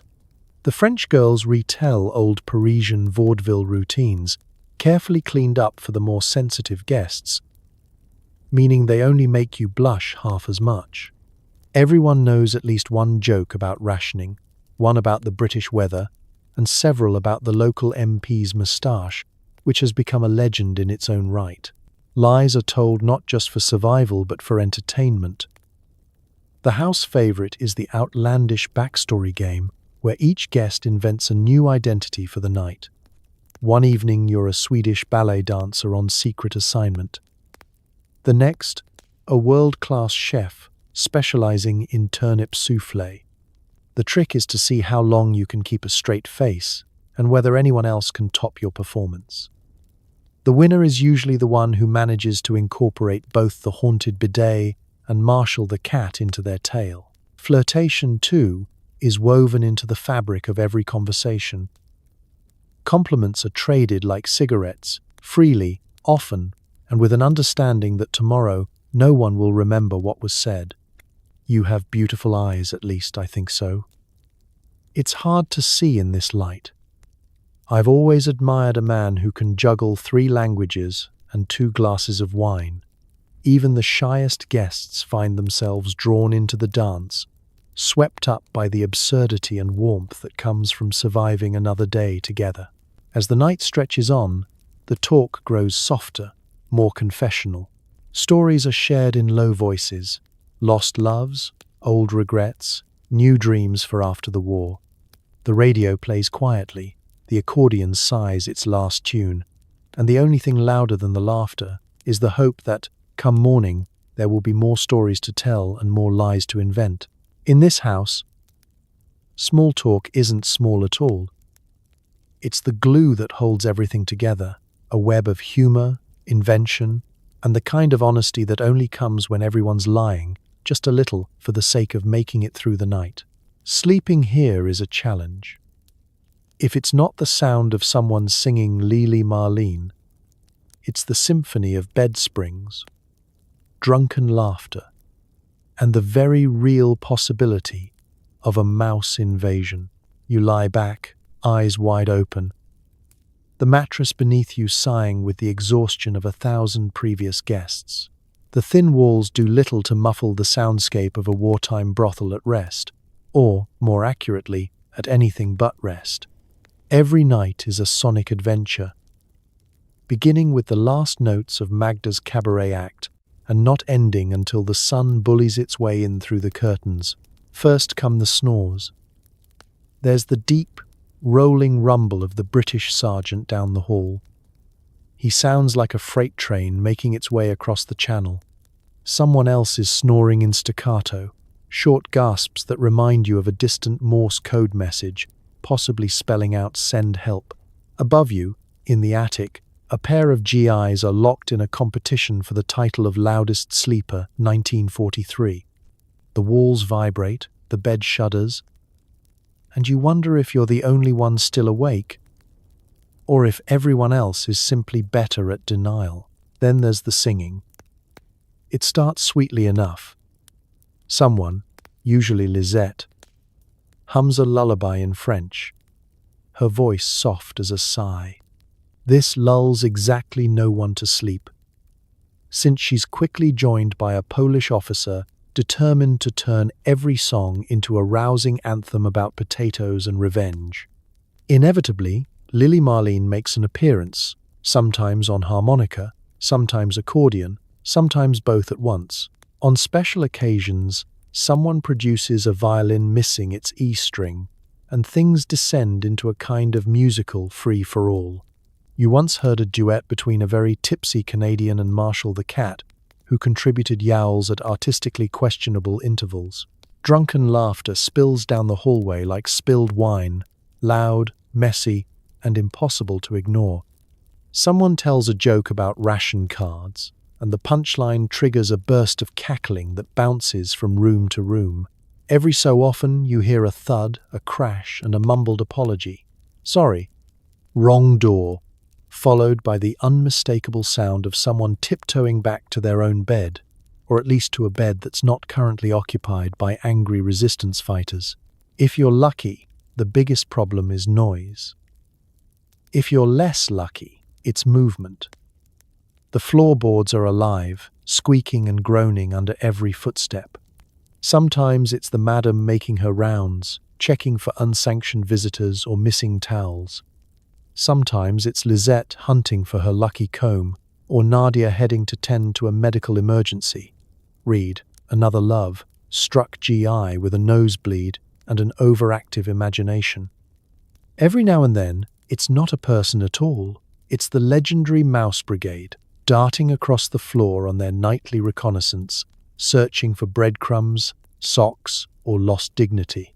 The windows rattle with every passing truck or midnight wind. Outside, the city never quite sleeps either.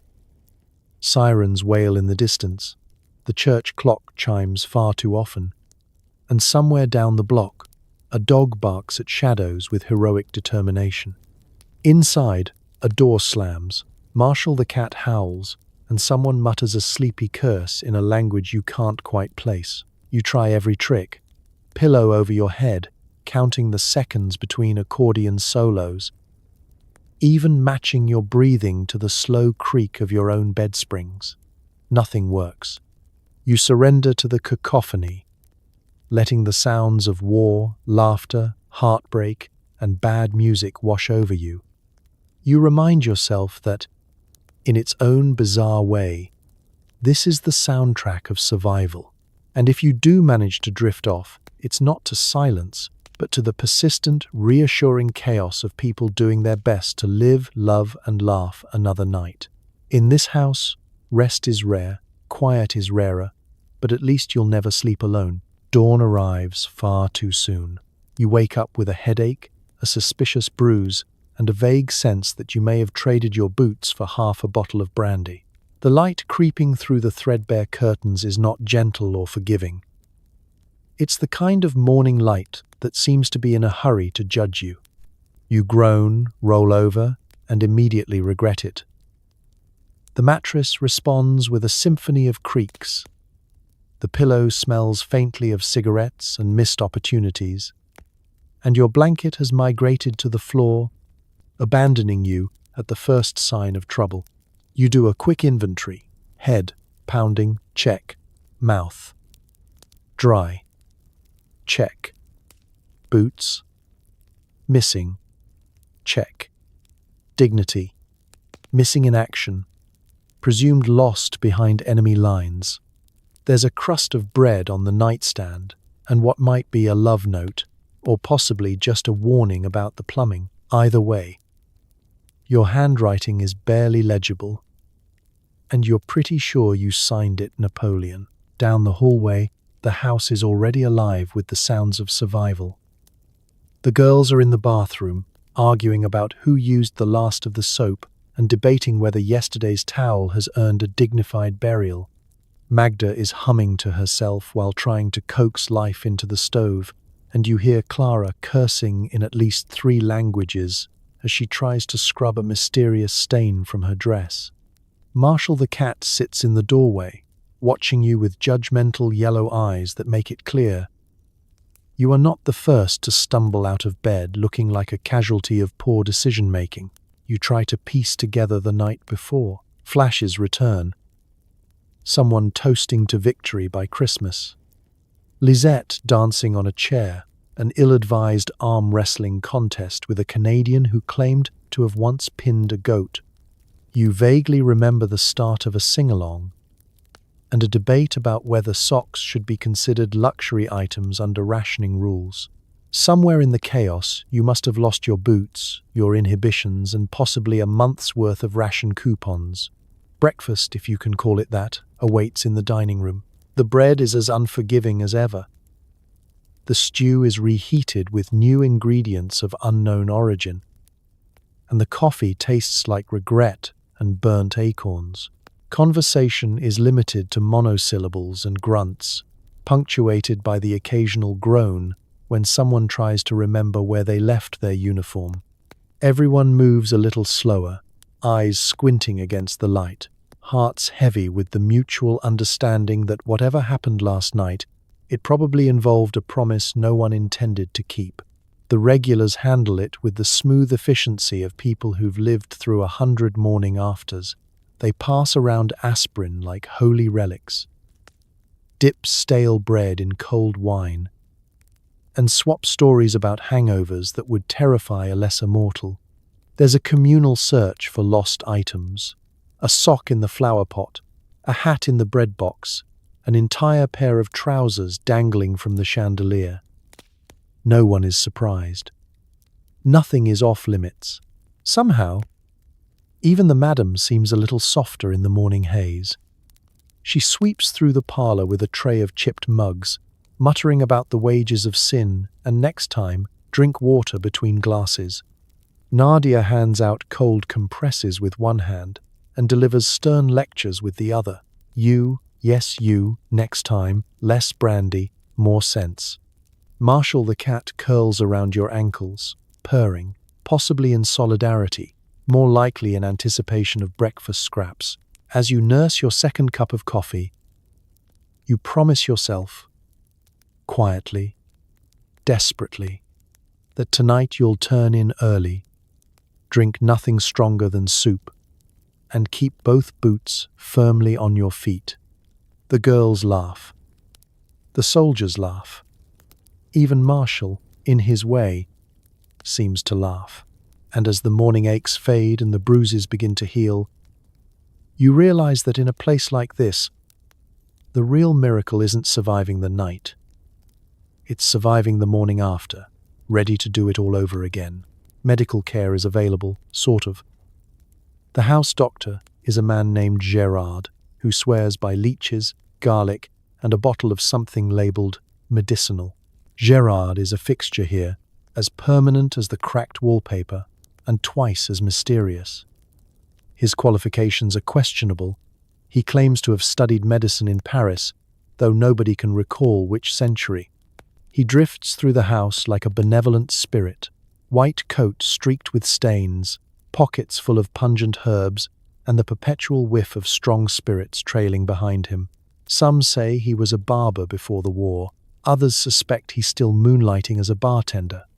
Either way, when someone gets hurt, or hungover, or suspiciously spotty, he's summoned with a mix of hope and dread. The first thing Gerard prescribes is always rest, usually in bed, always with extra blankets to sweat out the demons. His second solution is garlic, raw, pickled, or, when available, steeped in a mysterious tonic that tastes like betrayal and burns all the way down. Keeps away the fever, the French, and the madam's cat, he says with a wink. The girls humour him, but draw the line at his collection of leeches, kept in a chipped jar under the sink. If you're very unlucky, you'll hear him mutter, "Just a little bloodletting, eh?" before rolling up your sleeve. For minor wounds, Gerard's weapon of choice is a battered tin of ointment with a label so faded it could say anything. "Just rub it in," he insists. It cures everything but heartbreak. And maybe that, too, if you use enough. He applies it liberally to cuts, bruises, and the occasional suspicious rash. No one really knows what's in it. Some say lard, some say old soup, but everyone agrees it's better than nothing. Nadia, the house nurse, keeps a bottle of iodine for more serious cases and steps in when Gerard's enthusiasm for medieval cures starts to get out of hand. If you're really desperate, or just unlucky enough to mention a sore throat within Nadia's earshot, she'll force a mug of her special tea into your hands. It's an herbal concoction, fiercely strong and likely to cure or kill depending on your constitution. Drink it, and you'll sweat, shiver, and possibly see visions of your grandmother. But if you survive, you'll be back on your feet by morning, slightly traumatized but at least upright. Most ailments, though, are treated with folk remedies and a healthy dose of fatalism. Everyone has a suggestion. Magda recommends schnapps for anything except heartbreak, which only chocolate cures. Lisette swears by boiled onion poultices, while Clara is convinced that singing loudly at the afflicted area will scare away evil spirits. The house is littered with home remedies. Bread poultices taped to sprained ankles, lavender tucked under pillows, cloves of garlic hung from bedposts and doorknobs in an aromatic defense against the invisible. The real miracle is how everyone gets by. Scrapes and sniffles heal with time, laughter, and a few long naps. For more mysterious maladies, there's always the madam's emergency stash. Bandages, a bottle of brandy, and a stick of chalk to draw a protective circle around anyone especially unlucky. If things get truly dire, someone runs for the real doctor down the street. But even then, half the house insists on rubbing a potato for luck before he arrives. It's a system built on hope, improvisation, and the deep conviction that if garlic, gossip, and Gerard can't fix it, it's probably not worth fixing. You might not leave the brothel healthier than when you arrived, but you'll have survived leeches, poultices, and at least 3 unlicensed medical experiments. And you'll have stories to tell if your voice ever returns after Nadia's tea. There comes a moment, usually around 3 a.m., when you consider making a break for it. But the stairs creak, the hallway is full of sleeping drunks, and you remember you've lost your boots. Again, everyone reaches that tipping point eventually. Maybe it's the 5th chorus of Lily Marlene from the next room, or the insistent drip, drip, drip of the bathroom tap that refuses to be fixed. Maybe it's the gentle snoring of the GI in the bunk above you, which has somehow synced up perfectly with the rattling window panes, creating a duet of torment that makes you want to leap out the window and take your chances with the local potato throwers. Whatever it is, you begin to plot your escape. You picture yourself sneaking down the corridor, silent, determined, one hand gripping your bag, the other clutching the remains of your dignity. You imagine slipping past the kitchen, where the cook is dozing in her chair, ladle still clutched like a scepter, and tiptoeing through the parlor, where Marshall the cat is sprawled, daring you to step over his tail. In your mind, you're a master of stealth, a wartime ninja, a shadow with better hygiene and slightly fewer regrets. But then reality asserts itself. First, the creaky stairs. They squeal, they protest, they shout your presence to the whole house. No one sleeps through a midnight escape attempt, not in a building this old and full of light sleepers. You pause, one foot suspended mid-air, as Lisette's voice drifts from behind a cracked door. "If you're leaving, take me with you." Is she joking? Maybe. Is she awake? Almost certainly. You glance down the hallway. It's an obstacle course of snoring bodies, discarded boots, empty wine bottles, and one suspiciously lumpy carpet that may or may not be hiding a sleeping Russian courier.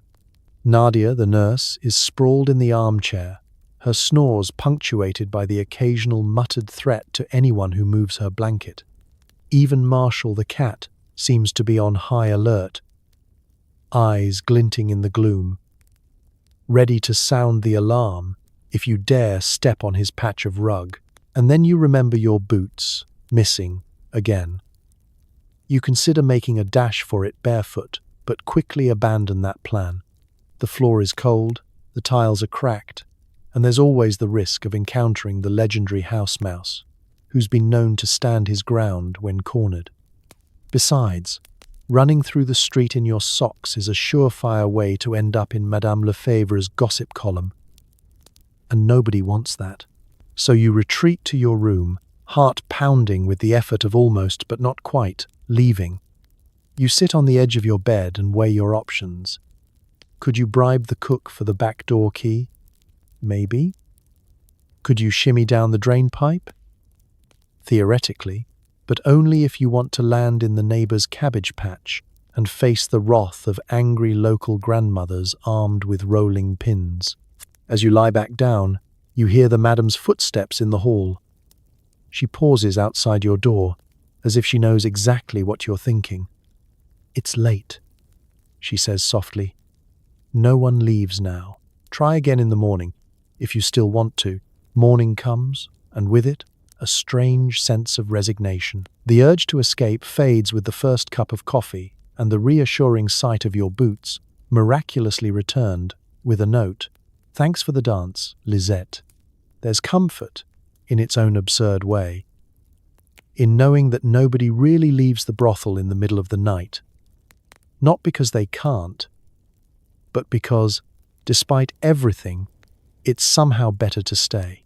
In the end, every escape plan is really just another story, one you'll tell at breakfast, over bread as hard as your resolve, while everyone laughs and passes around the jam. The house wins again, and you tuck your feet under the covers, vowing to try again tomorrow night. Maybe.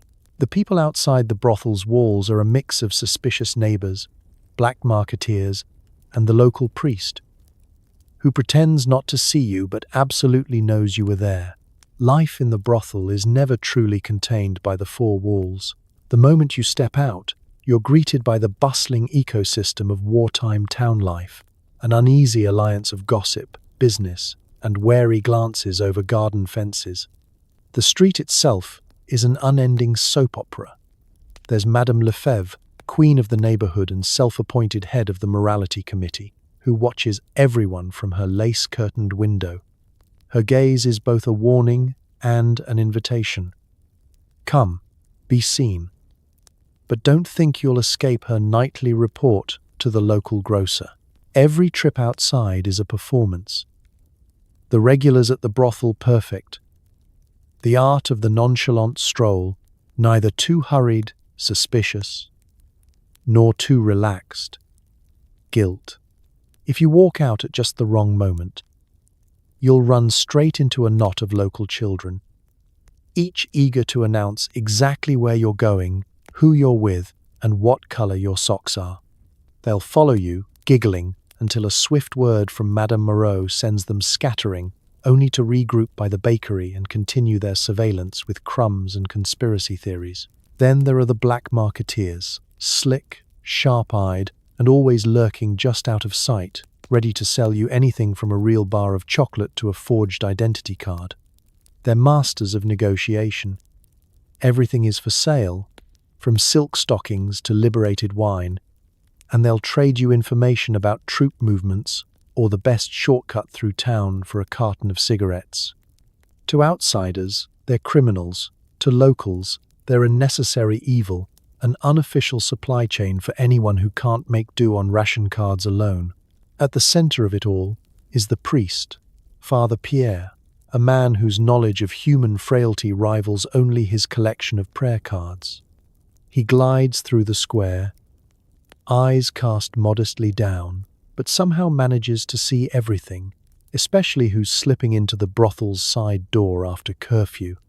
On Sundays, his sermons are pointed, filled with subtle references to wayward sheep and the temptations that walk among us. Everyone nods solemnly, then returns to business as usual.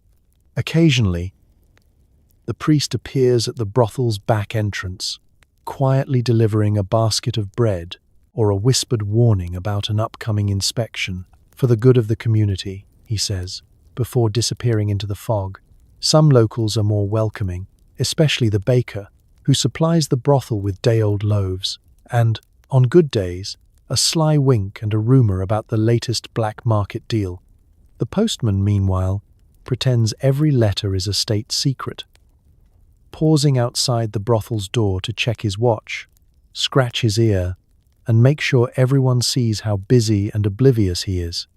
Only Marshall the cat moves through town with impunity, slipping between courtyards, windowsills and laps, collecting scraps, secrets, and the occasional affectionate scolding when rumors of liberation swirl. Allied tanks at the edge of town, parachutes sighted in the next village. The entire street vibrates with hope and anxiety. Flags appear in windows, sometimes cautiously, sometimes with wild abandon. Even Madame Lefebvre allows herself a rare smile, standing a little taller, as if she personally invited the Allies. On the day the Americans arrive, the boundaries dissolve. Neighbors flood the streets, toasting with whatever they can find, trading stories and songs. For a brief, shining moment, everyone is family. Past grievances and quiet scandals swept aside by the collective relief that maybe, just maybe, the world is about to change for the better. But liberation, like everything else, is fleeting. The street soon returns to its usual rhythm of side eyes, small kindnesses, and whispered jokes about last night at the brothel. The locals know what you've done, who you've seen, and what you've traded. But if you're lucky, they also know the value of looking the other way. Just for tonight. Just until the next rumor begins. Everybody here has a past, but nobody talks about it directly. The bravest you get is swapping stories about the best hiding spots during an air raid, or the time someone stole a tank and drove it through a bakery. Wartime brothel conversation is an art form. Half true, half joke, and always 2 steps removed from anything resembling confession. People in the parlor trade tales with the kind of practiced ease that only comes from living on borrowed time. You quickly learn that the wildest stories aren't just for entertainment. They're a survival mechanism. A way to say, "I'm still here," without admitting how close you've come to not being. The setting is always the same. Low lights, the hum of the radio, chairs pulled close enough to share warmth, but never secrets. Someone starts with a harmless anecdote. "Remember the blackout last month, when the stew caught fire and half the kitchen staff hid under the table?" The laughter is immediate, loud, and just a little too relieved. The best stories always have plausible deniability, told in a tone that invites disbelief, even if every word is true. You hear about the night the madam chased a German officer out the back door with nothing but a rolling pin and a vocabulary of French curses that would make a sailor blush. Or the time Lisette and Magda, with nothing but a wheelbarrow and a basket of onions, managed to sneak past a checkpoint and bring home a crate of wine that was supposedly for the officer's mess.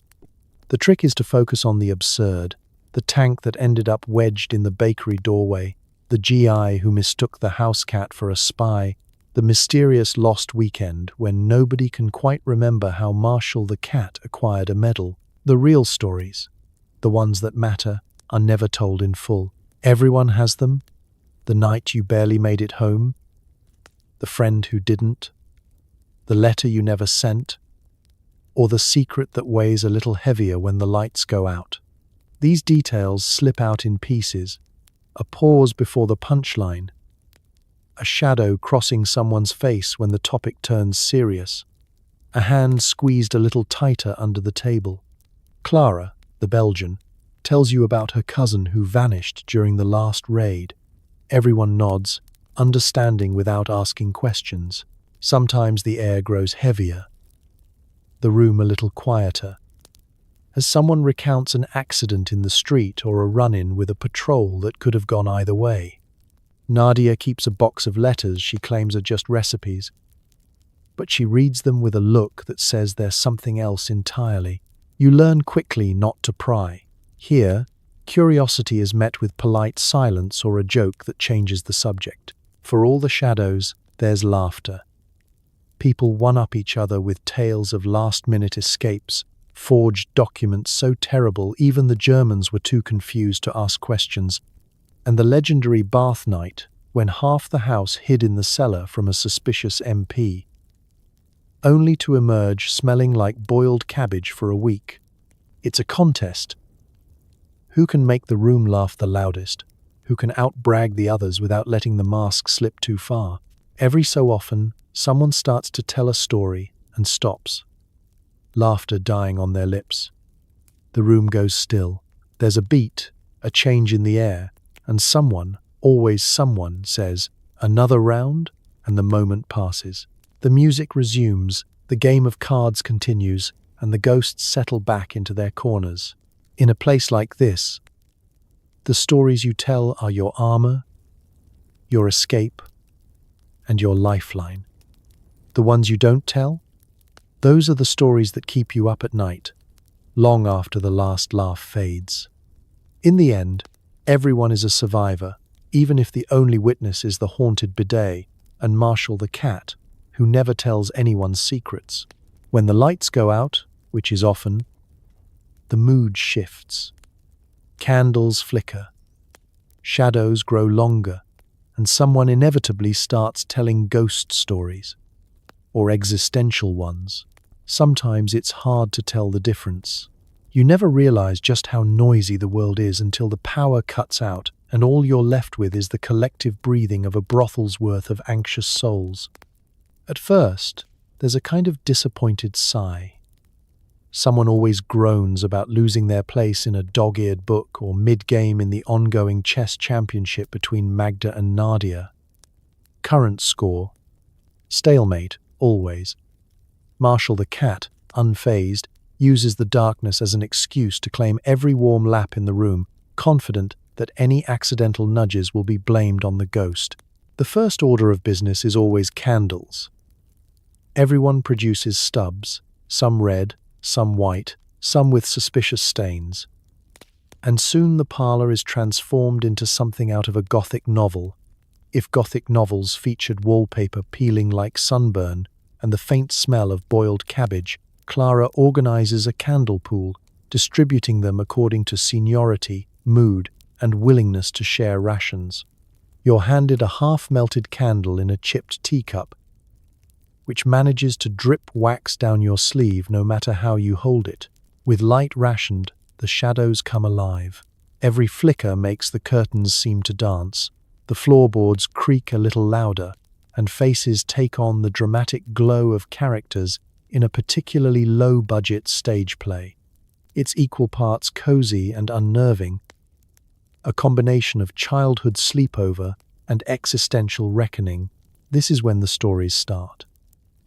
At first, it's classic ghost fare, the spectral soldier who haunts the landing, the old madam who vanished during the last occupation and whose perfume still lingers in the attic. Lisette can summon a shiver with her tales of Le Fantôme du Bidet, the haunted bathroom fixture that moans during storms and only accepts sacrifices of French soap. The guests laugh nervously, but nobody volunteers to check. But in the blackout, the boundaries between ghost stories and true confessions get blurry. Someone begins to talk about the time they were caught outside during an air raid, the night sky bright with flares and dread. Another remembers a love affair by candlelight, interrupted by bombs and never quite rekindled. Clara offers her own brand of existential comfort, observing that in the dark, all regrets look the same. The blackout brings a new kind of honesty. It's easier to whisper your fears when you can't see the faces around you. Easier to admit you're scared of more than just ghosts. What if the war never ends? What if I forget what home smells like? What if I never find real coffee again? There are no good answers. So you pass the bottle around, raise a toast to surviving until sunrise, and someone starts humming a lullaby, soft as candle smoke. Even the smallest tasks become a group effort. You form a search party to find extra blankets, navigate the kitchen by memory, and share tips on how to make tea without boiling water. The blackout becomes a game, a ritual, an excuse to band together against the literal and figurative darkness. The rules are simple. Share what you have, keep the stories coming, and pretend not to notice if anyone is quietly crying in the shadows. Eventually, the power returns with a sputter and a hum. The spell is broken. Someone cheers. Marshall the cat bolts for the nearest patch of sunlight. And you all blink at the sudden return of harsh reality. The stains on the rug, the stew's persistent odor, the half-finished games and conversations. But for a while, at least, the blackout offered a pause from the world, a moment to hold each other's fears and laughter in flickering candlelight. Because in this house, darkness is never just the absence of light. It's a brief invitation to face your ghosts, real or imagined. And remember that as long as someone is telling stories, you're never alone. Liberation Day brings a mix of joy, chaos, and a sudden run on all remaining bottles of wine. The brothel's future is uncertain, but for one night, nobody cares. It starts quietly, almost as if the whole street is holding its breath. The rumor arrives first, a whispered word passed from baker to postman to street urchin, each version more dramatic than the last. The Americans are coming, the British are here. I saw a tank stuck in Madame Lefebvre's potato patch. Within the hour, church bells are ringing, children are sprinting through the alleys, and someone's managed to unearth a tricolour flag so old that the blue is mostly hope and the white is mostly wishful thinking. Inside the brothel, the transformation is immediate. Someone cranks the radio, and for once the static gives way to real music, triumphant, brassy, and impossibly loud. Clara swings open every window, letting in the sunshine and the racket of celebration. Lisette breaks out her best dress. Magda finds a half-full tube of lipstick, and even Nadia cracks a smile wide enough to startle Marshall the cat off his perch. There's an explosion of hugs, handshakes, and haphazard toasts. The wine, every last dusty bottle, every chipped glass, is brought out of hiding. It doesn't matter that some of it tastes like vinegar and most of it would peel paint. Tonight, it's nectar. You see rivals embracing, enemies shaking hands, and more than one couple swaying together to the music. Eyes shining with relief and the dizzy, terrifying promise of tomorrow. Outside, the whole town is on parade. The black marketeers are suddenly respectable, passing out cigarettes and tins of chocolate like war heroes. Children wave flags and steal kisses from the soldiers, who are so overwhelmed they barely notice their pockets being picked clean. The suspicious neighbors, for once, are out in the open, joining in the songs, clapping along with whatever tune is playing, and sneaking glasses of wine with the same gusto they once reserved for righteous indignation. At the brothel, celebration has its own flavor. The madam makes a speech from the staircase, her voice equal parts regal and raucous. To freedom, to the end of the curfew, and to never eating cabbage stew again. The room erupts. Someone starts a conga line that snakes through the parlor, the kitchen, and, inexplicably, the broom closet. The girls sing every anthem they know, French, British, American, and a few that sound suspiciously like drinking songs from the last war. Cards are tossed aside for dancing, boots thump against the floor, and Marshall the cat is carried from lap to lap like a furry trophy. There's no time for old grudges, no room for secrets, no chance to worry about what comes next. Tonight, everyone is just glad to be alive and together, united by exhaustion, relief, and an unfamiliar abundance of hope. Nadia insists on bandaging every scraped knee and pinched finger, just in case the Allies want to see us at our best. The kitchen is a chaos of makeshift snacks and arguments about whether sardines count as a celebratory meal. Someone finds a tin of peaches, long hoarded for a special occasion, and spoons it out to cheers and laughter that echo through the house. As the night goes on, the party spills onto the street. You join a crowd gathered around a GI teaching swing steps to a trio of grandmothers, while two British officers attempt, and fail, to explain cricket to a group of bemused locals. The priest raises a glass, the baker hands out extra bread, and for once, nobody cares who you are or where you've been. Tomorrow will bring questions and reckonings, the uncertain future of the brothel, the new rules, the slow process of rebuilding lives. But for now, you dance, you sing, you toast the dawn. For one unforgettable night, the only thing that matters is that the war is over. The Allies have arrived, and, somehow, the wine has lasted just long enough. As the sun rises and you stagger out into the uncertain morning, you realize you survived the night, barely. But the real veterans? They're still inside, pouring coffee, sharing a cigarette, and shaking their heads at your naive optimism. You're heading home, grateful for clean sheets, boring neighbors, and the miracle of indoor plumbing. You made it through a night that felt longer than the war itself. You endured suspicious stew, survived the bed that tried to fold you in half, and learned more about human anatomy and its many weaknesses than you ever intended. Every sense feels a little frayed at the edges. The noise, the chaos, the epic saga of missing boots and communal towels. It's a lot to handle. As you limp toward the door, you steal a final glance at the survivors still at their posts. The madam holding court over her battered coffee pot, Magda fixing her hair in a cracked mirror, Lisette laughing with a GI over the morning's third cup of chicory. The regulars move, with a kind of battle-worn efficiency that can only come from hundreds of mornings just like this. They aren't shocked by the hangover or the odd bruise, nor do they complain about the food that dares you to guess its origins. They have a rhythm: wash, eat, joke, survive, repeat. Their humor is sharper, their eyes a little older.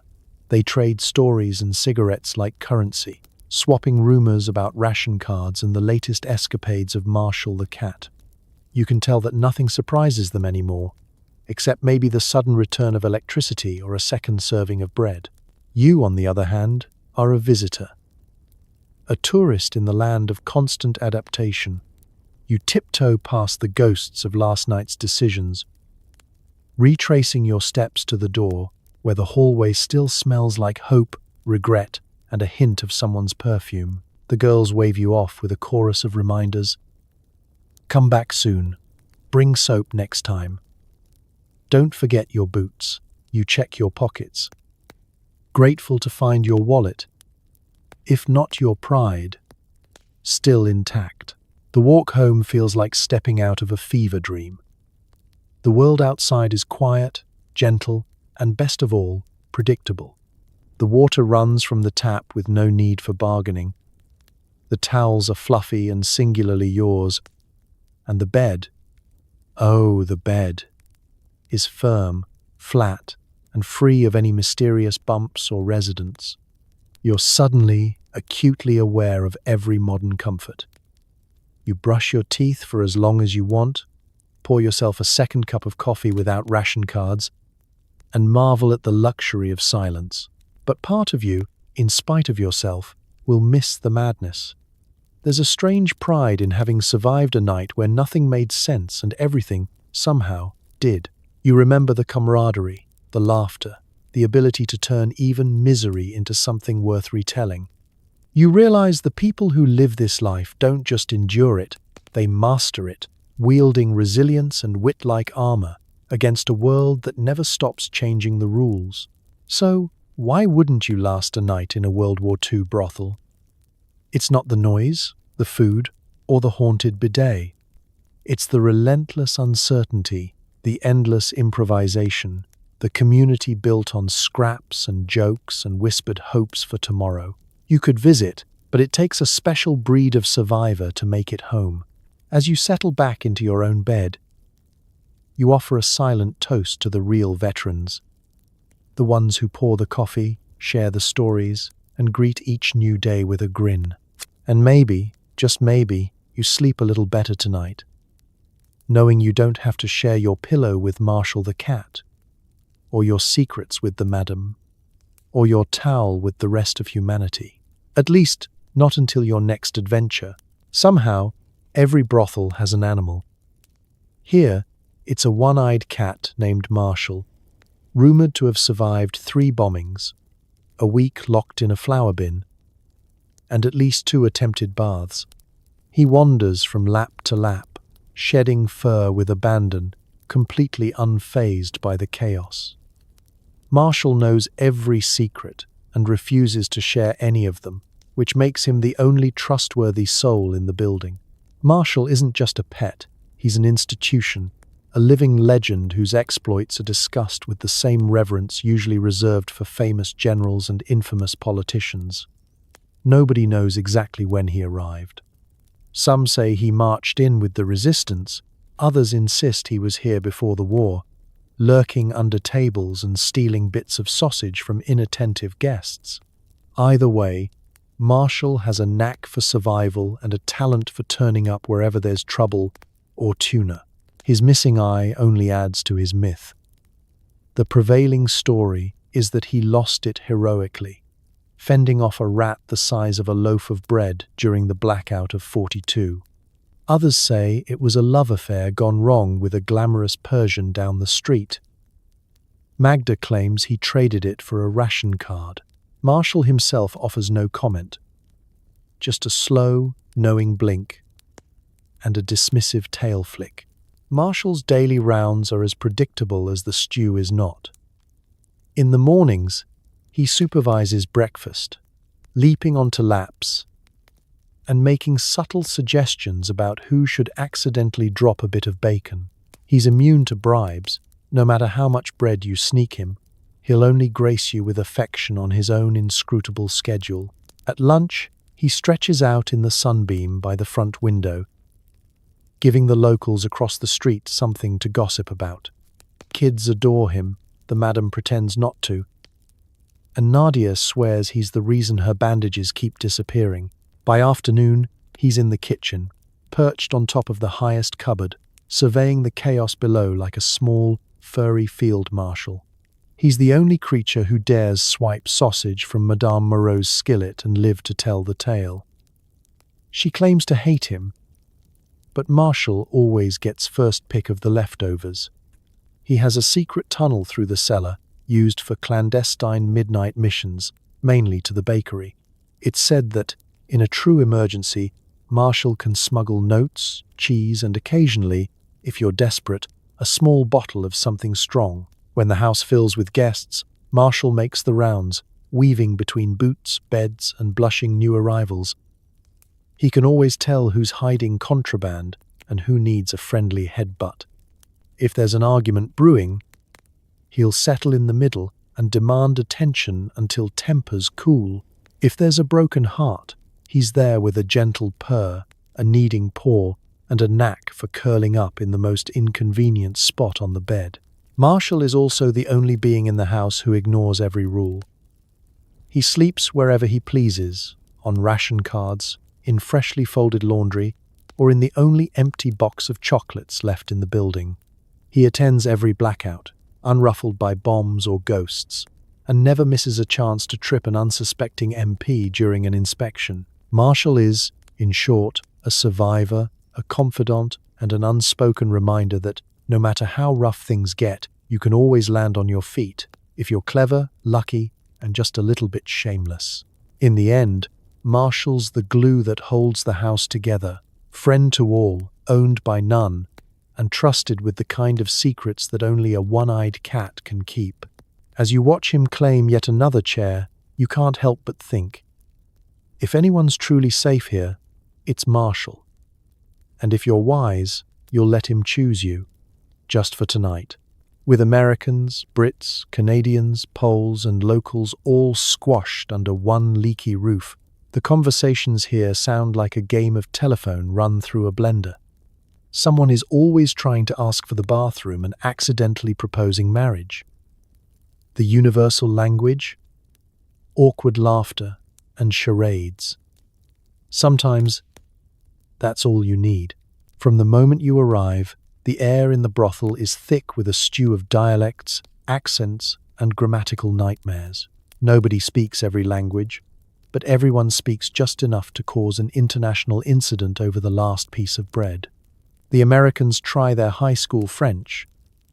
The British default to shouting in slow, dignified English. And the Poles, well, they just make up new words and dare you to correct them. Even the simplest conversation is a high-wire act. You ask where to hang your coat and are handed a glass of dubious wine.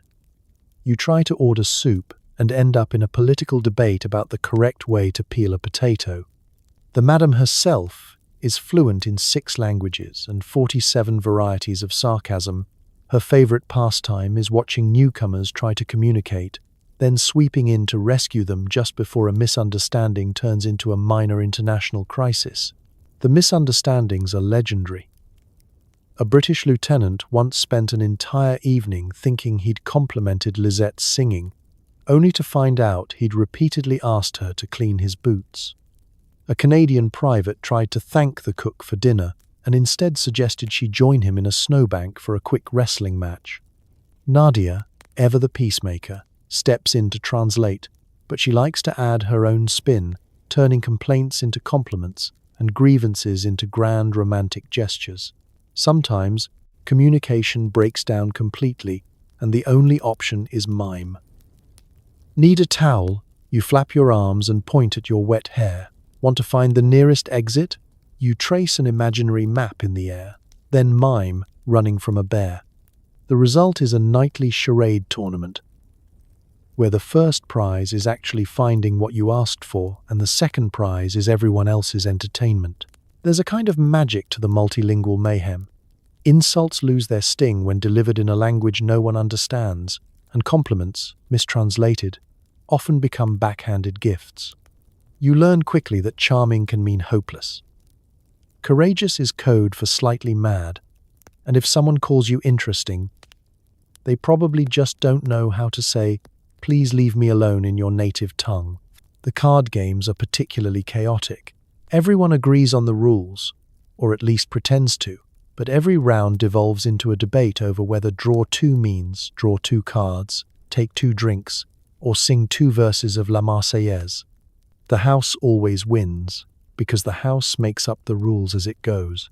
Marshall the cat, wisely, speaks only in purrs and yowls, which are universally ignored by all but the most desperate card sharks. Romance is a comedy of errors.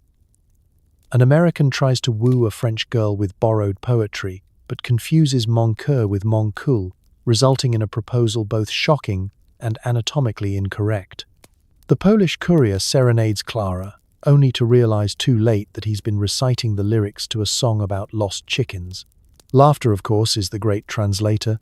Everybody laughs, and that's usually enough to keep tempers cool and spirits high. Somehow, in this chaos, things get done. Messages are passed, food is served, secrets are shared, though whether they're understood is anyone's guess. If all else fails, there's always someone willing to explain, in any language, that yes, you can sleep here, no, you can't pay with Monopoly money, and for the last time, the bathroom is not through that door, it's through the kitchen, past the cat, and left at the broom closet. In the end, the language barrier becomes a running joke, an endless source of amusement, and an unintentional lesson in humility. Words fail, but kindness and laughter rarely do. And if you can't say it, you can always act it out. Just be prepared for applause, no matter how embarrassing your performance. Every house has a boss, and she's the reason the roof hasn't caved in yet. Known to everyone simply as Madame, she keeps a ledger in one hand and a rolling pin in the other. Her word is law, her whistle can shatter glass, and her backstory involves at least 2 revolutions, 3 aliases, and a mysterious scar that she refuses to explain. She can spot a fake banknote from across the street, and probably started the rumor about the haunted bidet. Madame is the living embodiment of "don't mess with me." You'll know she's nearby, the click of her sturdy heels, and the low murmur of staff and guests snapping to attention. Her presence fills the hallway before she even arrives. People straighten their collars, stand up a little taller, and, if they're smart, hide anything that might be considered contraband or embarrassing, which, in this house, covers a lot of territory. Her rules are as much a part of the brothel as the ancient wallpaper or Marshall the cat. Some are written in elegant script on yellowed parchment, others are passed down as legend, whispered in the kitchen or barked at new arrivals. Pay in advance. No fighting in the hallway, take it outside and mind the neighbors. Do not, under any circumstances, wake me before noon unless the building is actually on fire. She's a stickler for punctuality and hygiene, at least, as much as possible when the towel situation is what it is. The whistle is her weapon of choice. No matter the time or the level of chaos, one sharp blast brings the entire house to order, staff, guests, and even Marshall the cat. She uses it sparingly, which only increases its power. The last person to ignore Madame's whistle was a German officer who found himself locked out in the rain, missing a boot, and the subject of a cautionary tale that grows more dramatic with each retelling. But beneath the steel and starch, there's a kind of care to her tyranny. Madame knows every girl's story, every client's weakness, and exactly how to negotiate with black marketeers, nosy priests, and jealous wives. She keeps the peace with a mixture of threats, bribes, and the uncanny ability to appear just as someone is about to break the most important rule: never make trouble for the house. She's quick to forgive the small things: missing bread, bent cutlery, a bottle of wine that fell out the window, but utterly merciless when it comes to breaches of loyalty or trust. Her backstory is the stuff of legend. Some say she was born in Russia and fled the Bolsheviks with nothing but a pocketful of rubles and a suitcase full of silk. Others claim she ran a Parisian nightclub under an assumed name, orchestrating escapes for doomed lovers and wanted men.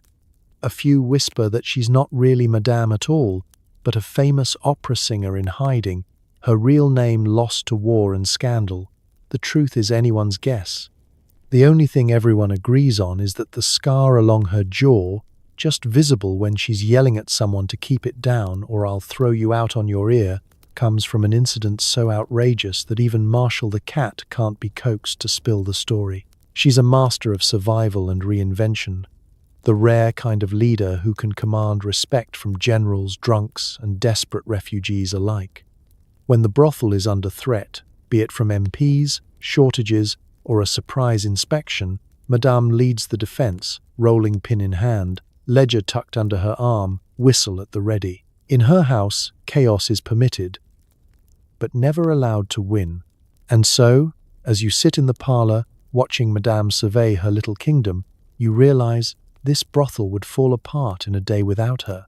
She's the backbone, the brains, and, when it matters most, the heart. Just don't try to pay with monopoly money. And never, ever ask about the scar. So, as the lights fade and the city outside slips into uneasy silence, you find yourself back in your own bed. Clean sheets, soft pillows, and not a single accordion solo echoing down the hallway. Maybe your back is a little sore, maybe you've got a crick in your neck, but you survived the night in a World War II brothel, at least in spirit. Take a breath and think back on what you endured.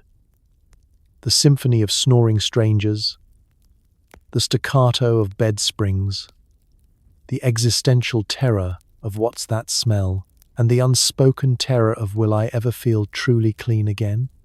You dodged MPs, rationed your cigarettes, tried to sleep through blackout drills, and shared your space with a one-eyed cat who somehow understands you better than your therapist ever could.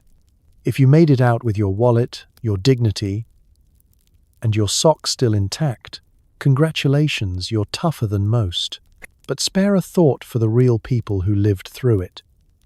The women who kept their humor sharp and their wits sharper.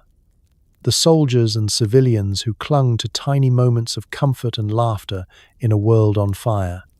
The madams who ruled their little empires with iron fists and soft hearts, and the stray cats who never quite left the kitchen. They survived not because they were unbreakable, but because they could laugh in the face of disaster and find warmth where there wasn't much to go around. So tonight, as you tuck yourself in, maybe whisper a quiet thank you for clean water, antibiotics, and the fact that your neighbors are mostly just loud and not actively fighting over the last bar of soap. Remember, history isn't just tragedy or chaos. It's a living testament to stubborn, hopeful, deeply ridiculous people refusing to give up, even when the world is falling apart outside the window. Because if you can sleep tonight, safe, warm, and only mildly haunted by the image of that suspicious VIP room, then you owe a little gratitude to all the survivors who got us here. One absurd night at a time. Good night, rest easy, and may your dreams be free of ration cards, blackout sirens, and haunted bidets. You've earned it.